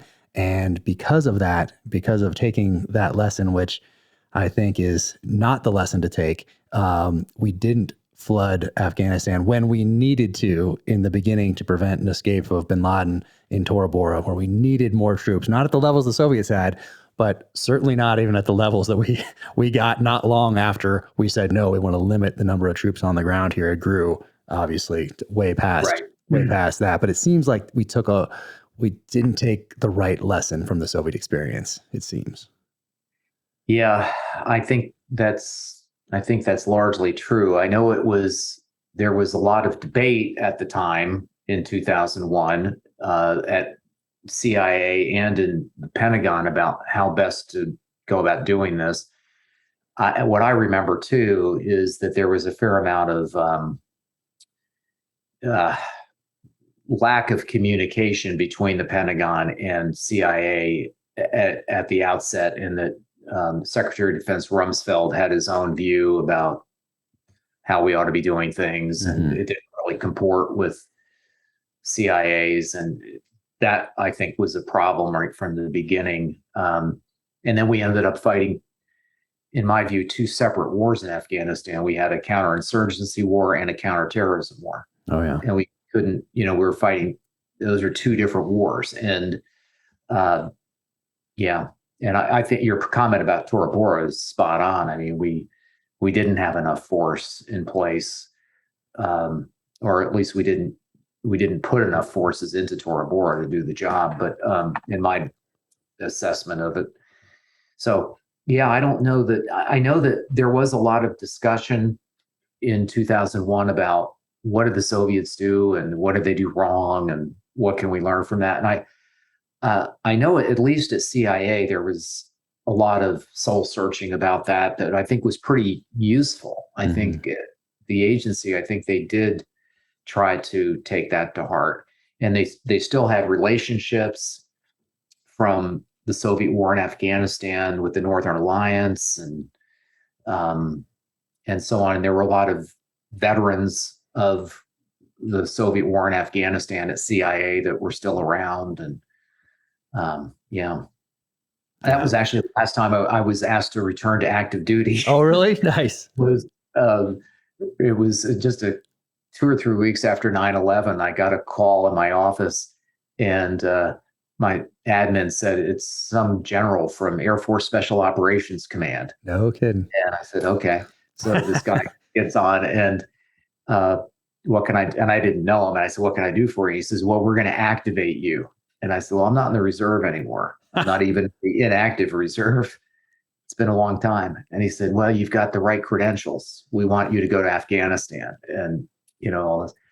And we had this long conversation about how would this even work? I said, well, anyway, it was, and it didn't happen, and I was really not in a position to do so. But it was, and I remember telling this guy, he called me back a couple of days later, very nice man, and he said, I'm trying to work this out. Maybe we can work something with the agency out. And I said, boy, you're really scraping the bottom of the barrel after me. Oh, I don't know about that, because I know a couple other people, and it's interesting. It's the Air Force that called these other people that I know as well after. Is that right? Yeah. And I haven't heard it. I mean, I'm sure it did happen in the Army and, Marines and Navy. But I haven't heard too much about it. And I know a few people in those circles, but the Air Force, for whatever reason, it's interesting that you're not the first person that's told me something like this. That the Air Force has reached out well after the person is long gone from any reserve time owed or active reserve or whatever. So that's interesting that the Air Force keeps tabs like that, where it seems like maybe the other ones just kind of forget and they're just like, who do we have now? Who's in the bullpen? Air Force seems to have seems to remember, which is interesting. But getting back to the book, there's some cool things here and great quotes, and I just want to read a couple of things real quick here. Part 1, the man who could see the future. And you have this quote from Ronald Reagan, the Reagan Diaries. And he says, the more experience I had with Soviet leaders, the more I began to realize that many Soviet officials feared us not only as adversaries, but as potential aggressors who might hurl nuclear weapons at them in a first strike. And it seems like when he came to that realization, that things kind of shifted in the Reagan administrations. And so happens was also starting to shift in the Soviet Union with Gorbachev. Yes. Yeah. That quote from the Reagan Diaries is, I believe, from June 1984. And it's after kind of the dust had settled from the Soviet war scare crisis of the fall of 83. And Reagan was convinced, really the guy that convinced him was Director of Central Intelligence, Bill Casey, that this was really a serious thing. We didn't realize it in the moment, but man, we came really close. And it had a deep impact on Reagan. Casey wrote up a report. He had, there was, I won't get into this inside baseball, but there was kind of a fight within CIA over what to tell the president. Anyway, but ultimately Casey prevailed as director, and he got this message to Reagan that this really was serious. And it was one of the things that turned his head around. And he was in 84, Konstantin Chernenko was he replaced Andropov. He was another transitional figure. Reagan said something to the effect, I'd like to have serious negotiations with Soviet leadership, but they keep dying on me. And and he was not wrong about that with Brezhnev and Andropov and then Chernenko. And it was the next year when Gorbachev came to power that he finally had an interlocutor that he could actually have serious dialogue with. Right. Yeah, it's interesting that happened. Imagine somebody else coming in, or it's I don't know. So many things happened during that time frame, during that period in the 80s. That I don't know, without some of those people, and once again, back to the individual, with different individuals in place, we could have an entirely different outcome. And if I may, just a footnote to that, I think Reagan doesn't get enough credit for that change of heart and mind that he had going into the 84 election and then his second term, that he became determined, we need to do something about this threat of nuclear war. And it's unusual for a statesman, a senior leader like that, to do kind of a 180 on policy, but that's what he did. And we were better off for it. No, it's interesting. Because if you stay on that same path, I mean, maybe next time we don't get lucky. Maybe there's some different people in places to make some different assessments or judgments. Maybe some other events happen leading up to another event, let's say in 85, 86, 87, 88, 89. And we have a different set of events that puts people on a different edge, their different personalities in place, and that results in an exchange. And, in this country, we're not hearing about these things. We're not hearing about 1983 until all these years later. It's just, but there are lessons there, which is why I think this is so important to go back in these pages for, not so much for us, but for our kids and our grandkids, their grandkids, to learn these lessons and not forget this, which is why I think this is such an important read right here. But this first paragraph is great too. This first paragraph that you write here, and it says, in the fall of 1983, the world stood at the brink of nuclear annihilation, and almost no one knew it. Everyone learns in school that the Cuban Missile Crisis of 1962 was the single greatest flashpoint of the Cold War, and it was, until the events of the fall of 1983. It is my firm view that 1983 was the most dangerous year in human history. That's pretty powerful. It's great writing, and it's incredibly powerful. Thank you. Yeah, no, Appreciate it. Most people need to go back. They need to read this book. And then I love the timeline, factual timeline. I love how you do that because it is a work of fiction, more or less. So I love that, how you have the timeline, and you learn a lot from this timeline. Just go into this. If people are just to get this book and go here, it'll make them want to go to the front and read the whole thing. But I really love how you lay it all out here with the people, with the personalities, with the events, in a way that is so readable. And then the fictional bios, of course, which is fascinating. And then I turn it over and I'm seeing some amazing people here endorse this thing. Admiral Stavridis, he came on the podcast. He was a really fascinating guy to talk to. You have General Brown on here, Admiral Keating on here. And then you have somebody from the Doobie Brothers on here. Skunk Baxter. What's going on there? Well, Skunk and I have been friends for over 30 years. And I had to have a quote from Skunk Baxter. And yeah, he's a great friend. And of course, he has had a second career. He's still a musician, but he's had a second career as a consultant in defense and intelligence. And how did that come about? Because I read that here. I'm like, what? Yeah.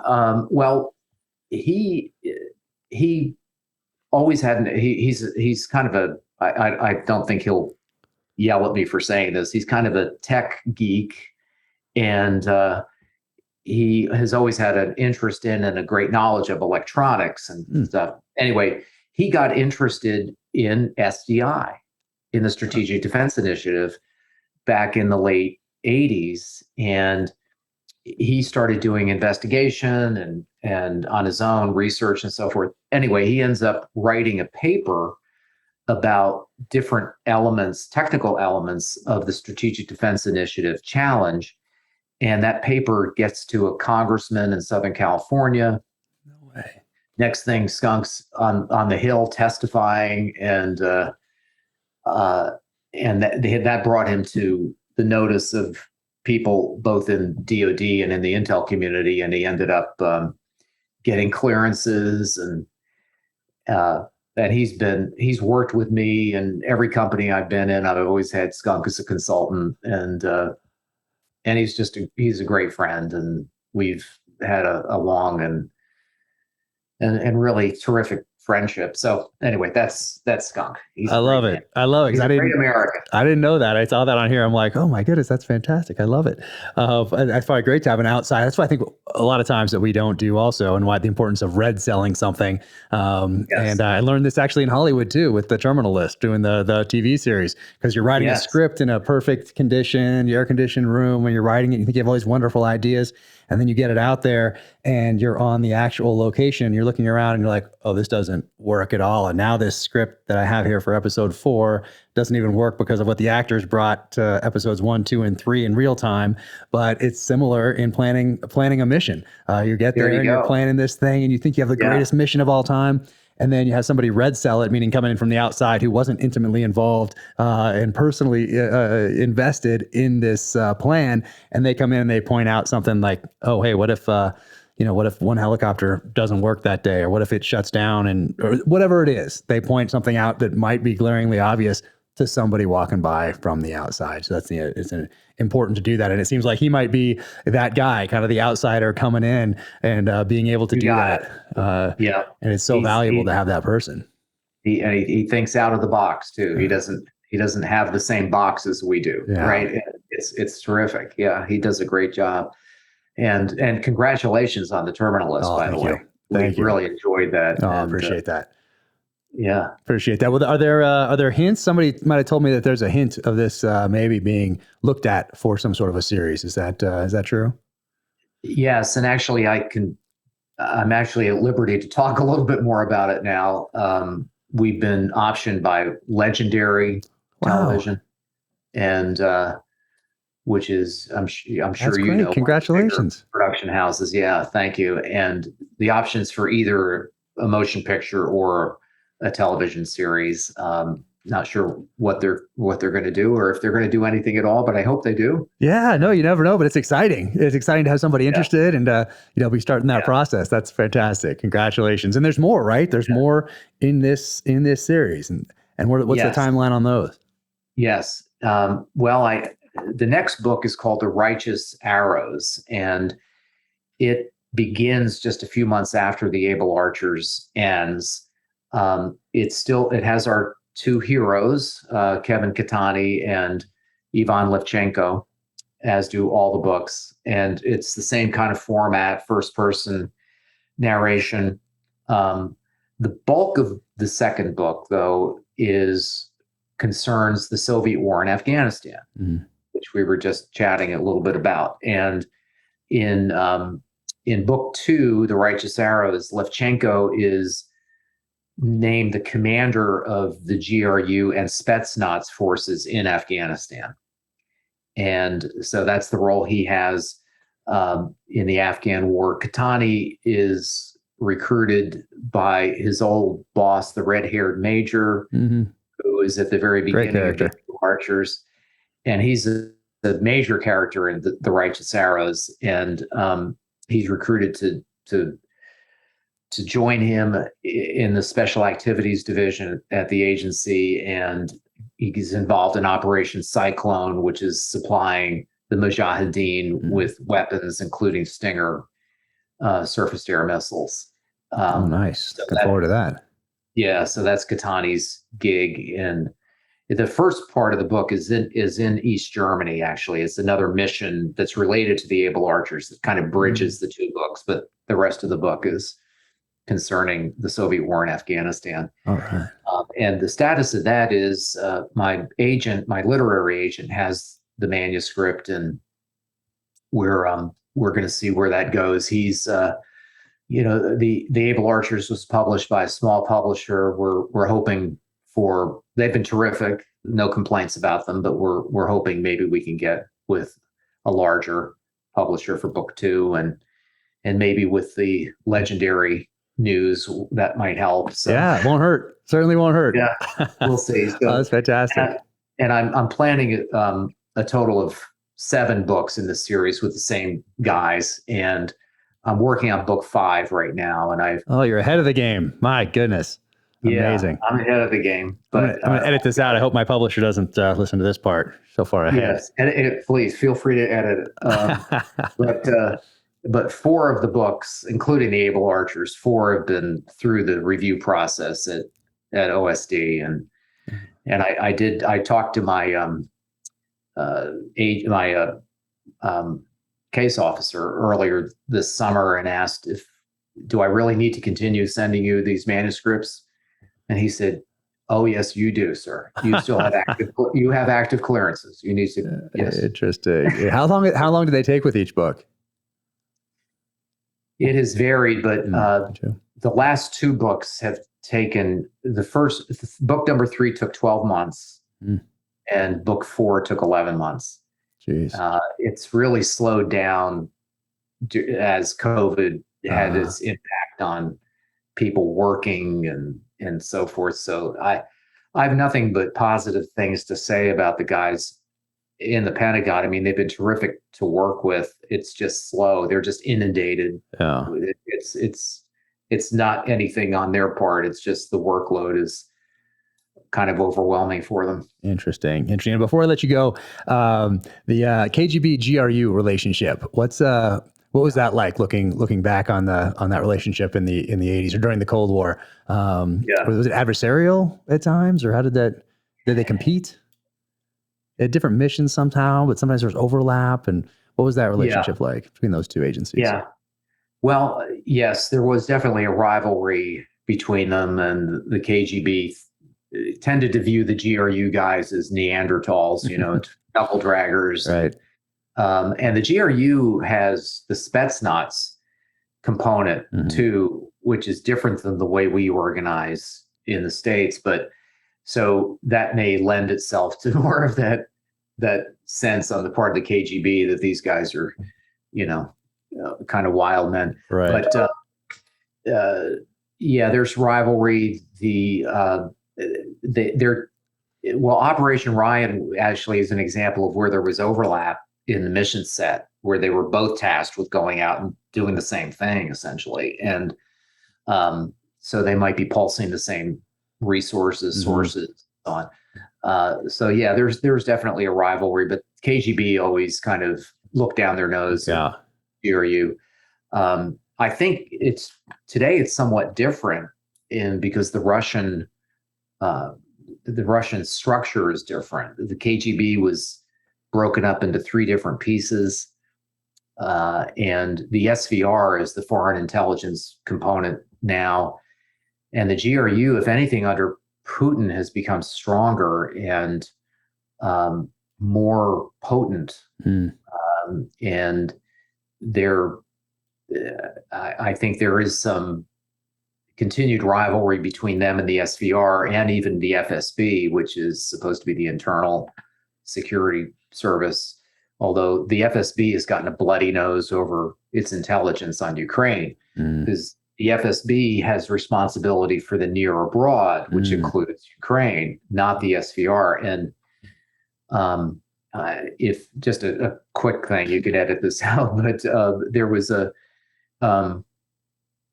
that famous conference that Putin held just 2 or 3 days before the invasion began, where he had his entire National Security Council in a nationally televised meeting in the Kremlin, where Putin was seated like 50 feet away from these guys. Right. And they're all seated like school children in front of him. And it was the director of the SVR, when each of them was asked to come up and kind of tell Putin why it was such a good idea to do what he wanted to do in Ukraine. That was the game plan for the meeting. And the SVR guy gets up and doesn't follow the game plan. And he saying, well, there's still time for us to let negotiations work. There's still time. We don't need the special military operation to kick off right away. We don't blah. And Putin just leveled him. Mm. And the SVR guy's testimonial was completely in contrast with the FSB guy's testimonial and with the GRU testimonial, which was, we've got to go in there and stamp out these Ukrainian Nazis and all this kind of thing. So there's still rivalry. I mean, it within and actually, I think the SVR guy in this case, it wasn't just rivalry. I think he was taking a principled stand. Yeah.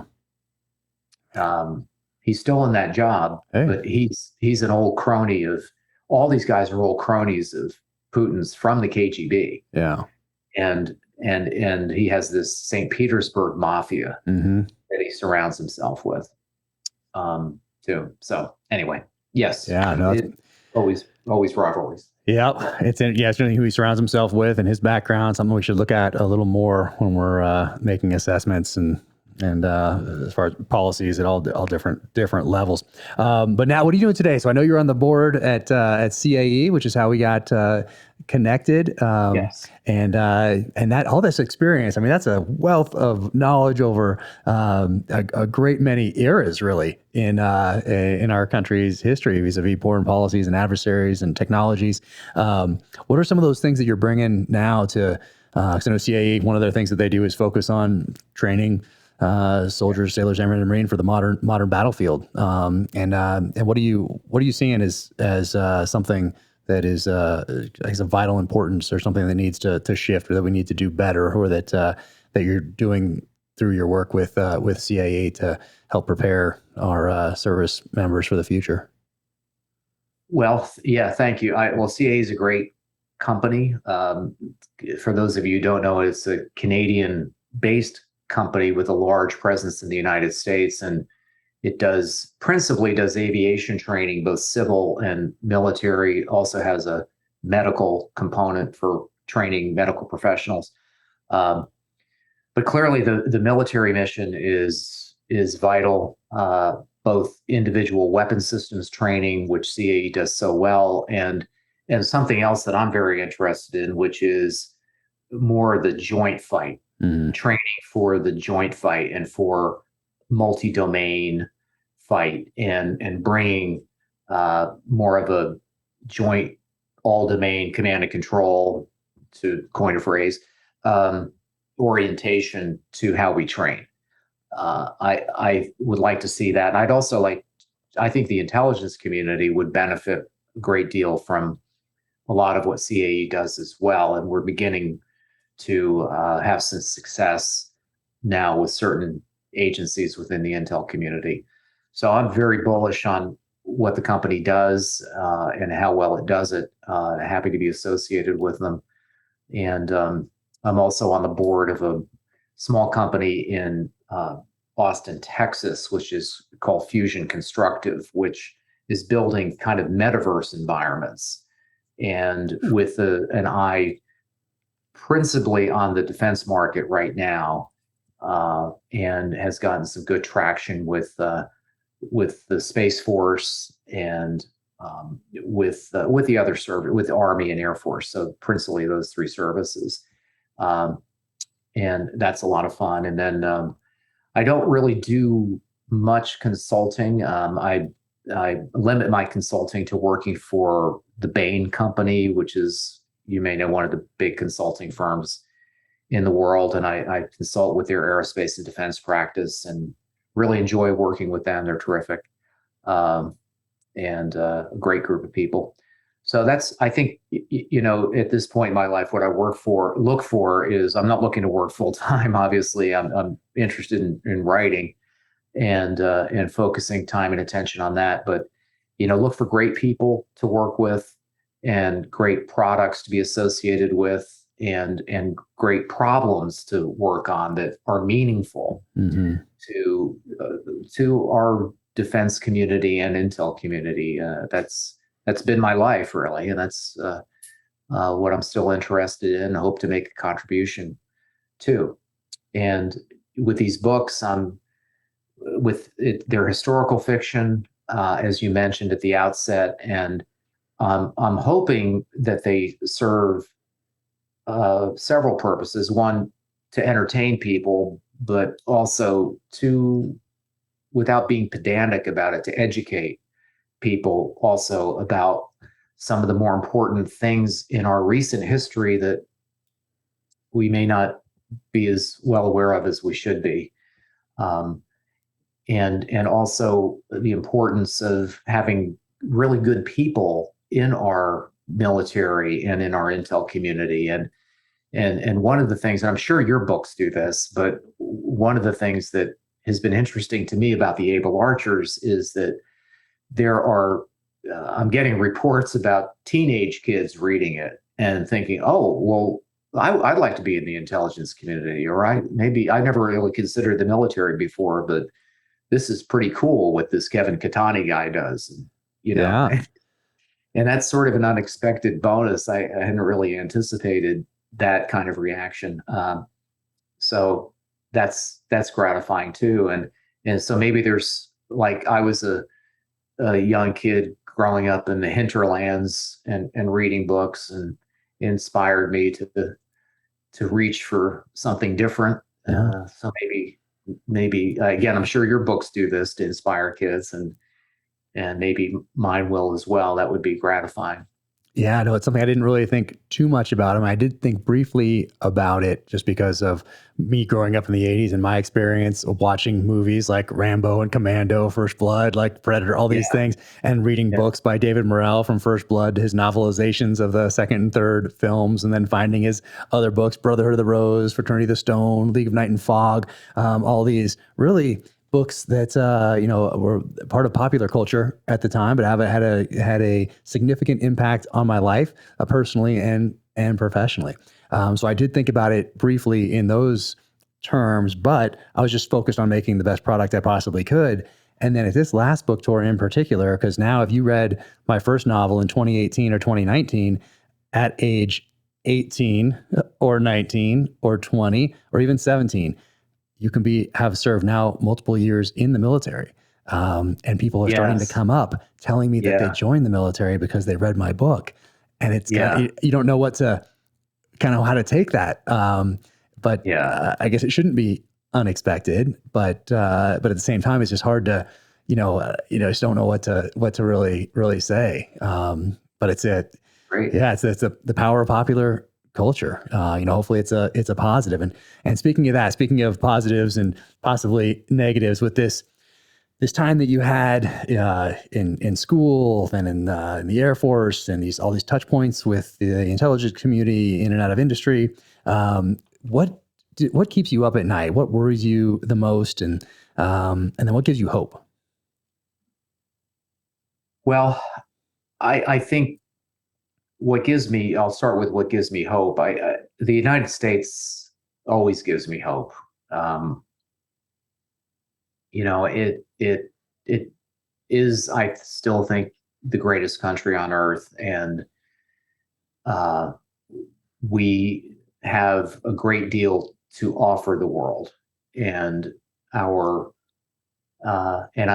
it's not just our military prowess or what have you. It's everything that makes the United States what it is. It always gives me hope. And I see it in industry. I see it with these startups like the one in Austin I'm involved in. And, people have a vision, and they can create the means to realize that vision in the United States. And it's harder to do in other countries. You can still do that here. And I think that that's the promise of America. And I've seen it manifested many, many times in my industrial career, working with small companies, even when I was working with big companies, nurturing them and so on. So that gives me hope. What keeps me up at night, I do worry about the situation in Ukraine, and the West not really having a clear vision of what the outcome ought to be. And in that sense, it reminds me of our engagement in Afghanistan and Vietnam, for that matter. And that really worries me that we don't have a clear set of objectives, because our adversary does. The Russians do. The Russians know what they want out of this. And as a corollary to that, I worry about the potential for escalation and unintended escalation, which is another theme really of the able archers, that we narrowly avoided unintended escalation on several occasions. And I worry about that in the context of the Ukraine war. For the longer term, China is the concern. I think most people agree with that, and we need to be much more strategic in our outlook around how we are going to deal with China. And recent events in Taiwan give me concern. We still don't have a clear policy vis-a-vis Taiwan. Mm-hmm. And are we really moving from a policy of strategic ambiguity to one of certain defense of Taiwan? I mean, if that's the case, then that has major, major implications to it, and should not be just, stated cavalierly in a press conference. And so that worries me. The worry of our lack of strategic vision of what's the framework that the United States wants to create for the future. Mm-hmm. We've had past generations that had that kind of strategic framework. Certainly the post-World War II generation did. I don't see that today, and that worries me. And then you have these flashpoints that we've already mentioned that are of immediate concern in the case of Ukraine and of midterm concern in the case of Taiwan. Do you think that Taiwan is just something that we thought would eventually work itself out over time? It seems like our policy has been one of, it'll work itself out eventually, and it hasn't. And that's now a policy. I forget exactly when we conceptualized it as such, but certainly by the early 80s, maybe in late 70s, I forget. But do we think it was just going to kind of work itself out on its own and we're just going to stand by? Because it didn't seem like an actual policy. Yeah, the stated policy is one of strategic ambiguity. Yeah, like we're going to hope. It seems like a policy of hope. Yeah, and I think a wake-up call, I think, for Washington has been the crackdown in Hong Kong over the last few years. That, oh my God, that's what they're going to do to Taiwan. And I think there was this sense that as long as Hong Kong was going along relatively okay, and Hong Kong was allowed the freedoms that it, by the way, was guaranteed by the 1999 agreement, that things would be okay. And that, I think, I suppose the good news there is that I think that bubble has burst in Washington. I don't think people believe that any longer. Yeah. But at the same time, we haven't really established a clear strategic vision for what we want to see, other than we want Taiwan to remain independent. And that's in direct contradiction with what Beijing wants. Once again, it'll be very important to put ourselves in our enemy's shoes on this and see things through the Chinese lens as we make decisions going forward, and hopefully we can avoid some of these situations from turning into real flashpoints and real disasters in the years ahead. Right. Yeah, I think it's fair to say that a war over Taiwan would be a global catastrophe. I really do. It would make what's happening in Ukraine look like kindergarten recess by comparison. And Ukraine's awful. I don't say that to in any way diminish what's going on there. And but just look at the ancillary effects the war in Ukraine has had on fuel supplies, food supplies, et cetera, with the economic impact it's had globally on inflation, and it's a relatively small conflict in a relatively constrained area, and that's not what Taiwan would be. Taiwan would be a major war. Interesting. Well, hope our senior level policy officials, elected representatives, appointed bureaucrats, anybody in these chains that have grown exponentially over the years, take that into consideration going forward. And hopefully they read this book. I hope everybody else does too. And I'm looking forward to the next one in the series and all the rest. And thank you for writing this, but more so, thank you for your service to the nation and for keeping this history alive, because the answers are out there and they're in the pages of history many times, and oftentimes we overlook those. So thank you so much for everything. Well, thank you, and thank you for the opportunity to be with you today. I really appreciate it. And the Able Archers is available at Amazon and barnesandnoble.com, and you can learn more at my website, which is www.brianjmorra.com. And and fingers crossed that we might see it on the screen someday. Yes, I hope so. I look forward to it. And love the cover, by the way. They did a great job with the cover. I'm looking forward to seeing the next cover as well. And hopefully people will pick this up and give it a read, and then be as excited as I am for the next one. So thanks so much for everything. And hopefully we can meet up in person one of these days and link up and discuss some of these over a drink. I look forward to it. All right. Thanks again. All really right. appreciate it. Take care. Thanks for everything. Thank you to Navy Federal, presenting sponsor of the Danger Close podcast. I've been a member since 1996, since my first couple months in the military. Thank you guys for being on the journey with me. Navy Federal Credit Union is helping their members save when they purchase new homes. They have loan options and resources to make sure you get a great deal. Now, Navy Federal will contribute $1,000 as a lender credit towards closing costs on your new home. Members also save on their monthly payments, since there is no requirement for private mortgage insurance. Plus, Navy Federal offers low rates and fees, so you can save even more. Navy Federal mortgage experts can help you choose the best option for you, making the home loan process a smooth experience. Learn more at NavyFederal.org. Our members are the mission.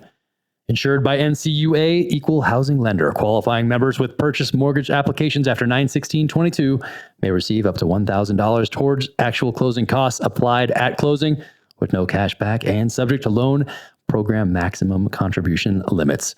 Terms subject to change. Ask your loan officer for details. Navy Federal.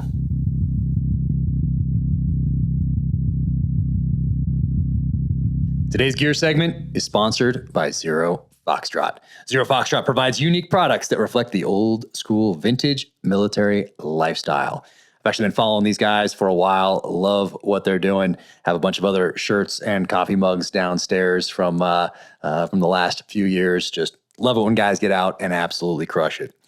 Zero Foxtrot is veteran founded and is a proud supporter of our nation's defenders, veterans, and first responders. I'm actually wearing this shirt. Look at that. Canoe Club USA. What does that mean?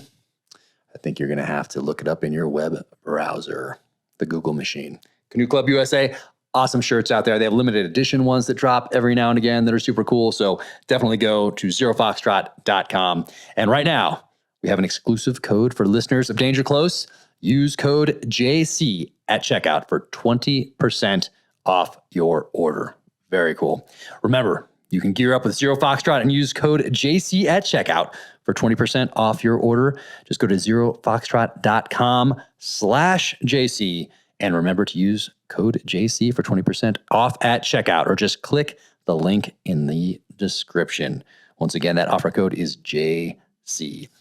Gear up with Zero Foxtrot and use code JC for 20% off. Awesome. Definitely do that and check out all they have going on. Follow them on the social channels. They have some great things out there. They do some history posts every now and again that are really cool and very well thought out. Definitely check out zerofoxtrot.com for all the stuff. They have Zippo lighters in there. They have these mugs right here. What does that say? Drink coffee, stack bodies, stay zero. Love this. And then this one right here, this is cool. This might be a limited edition one, I'm not sure. But for St. Patrick's Day, Lack fear, not beer. Look at that. Boom. Love it. Awesome. So that's what they look like right there. 0 Foxtrot. And you get a little of that action right there. That's a sticker. But check out their t-shirts, mugs right here. Whiskey glasses. These are some of my favorites right there. Look at that. Oh, yeah. Solid. So check them out for sure. 0foxtrot.com/JC for 20% off. I want to thank my friends at Black Rifle Coffee for sponsoring the Danger Close podcast. I've been a huge fan for the longest time. Drink Black Rifle Coffee every day. And if you keep your eyes peeled, you will notice that perhaps Chris Pratt is wearing a Black Rifle Coffee t-shirt, not unsimilar to this one, in the Amazon series adaptation of The Terminal List. Now you can go to blackriflecoffee.com/dangerclose and use code DangerClose20 at checkout for 20% off your purchase and your first coffee club order. Black Rifle Coffee, America's coffee. Keep crushing. Welcome to the gear highlight portion of the Danger Close podcast. And I want to start with this badass workbench. It is at badass-workbench.com. Check them out. If you see one in real life, you will understand why it is called a badass workbench, because that's exactly what it is. So thank you guys for that. This thing is awesome. I love it. And what shirt am I wearing today? Protekt right here. They do supplements. My buddy Nick Norris, I was in the SEAL teams with, is over there. Love their stuff. They have a whole bunch of it. Rest. They have hydration. They have relaxation. They have clarity. They've got all sorts of resiliency, but they make a great, clean product. Energy right there. I think I'm going to take a few of these after this. But yeah, Protekt right there. Go check them out. PROTEKT.com. Nick, thanks so much for everything. And yeah, I've been using this stuff for, I guess, maybe a year and a half now, something along those lines. So very cool. What else? Wolf Mountain Leather, Matt Hess. Look at this EDC tray. Man, awesome. Thank you so much for making this and sending it my way. Cross tomahawks right there. Sincerely appreciated. And that is Wolf Mountain Leather. I think wolfmountainleather.com probably, but definitely on the IG at wolf_mountain_leather. So very cool. So thank you so much for that. And Outdoor Edge. So I do love the Outdoor Edge stuff because if you lose it, it's not the end of the world. You can get in here at a good price point, and it's not like losing that extremely expensive thing that either you bought or someone else bought for you as a gift. And now you're rummaging around in the middle of the night in the Alaskan backcountry looking for it. Also, these are orange, so they're easy to find here. But once again, it's not the end of the world if you misplace one of these, which is why I have so many. So Outdoor Edge right there. Thank you guys so much. And these things are awesome too. I've used these for the last, definitely over a decade. I've been using these, and they're fantastic. So Outdoor Edge, thank you. And what else is going on right here? Send Me. This is a documentary. It is out on Amazon Prime right now. It's about the fall of Kabul and Save Our Allies. You can go to check out Save Our Allies. You can go to sendmemovie.com for more information about what Save Our Allies does and about this documentary. It's 1 hour. It is about the fall of Kabul, about the evacuation, and it is extremely emotional and powerful. It's on Amazon Prime right now. You can go find it there, but definitely recommend checking it out so that we never forget what happened there. Thank you for tuning in to the Danger Close podcast, an Ironclad original presented by Navy Federal Credit Union. To find out more about Brian Morra, go to his website, Brian J. Morra, and that is MORRA.com. If you like this conversation, be sure to leave a 5-star rating and review wherever you get your podcasts. You can find me at Jack Carr USA on the social channels. OfficialJackCarr.com is the website. You can sign up for the newsletter there and click on shop for the merch. And until the next time, take care out there. Be safe, stay strong, keep fighting.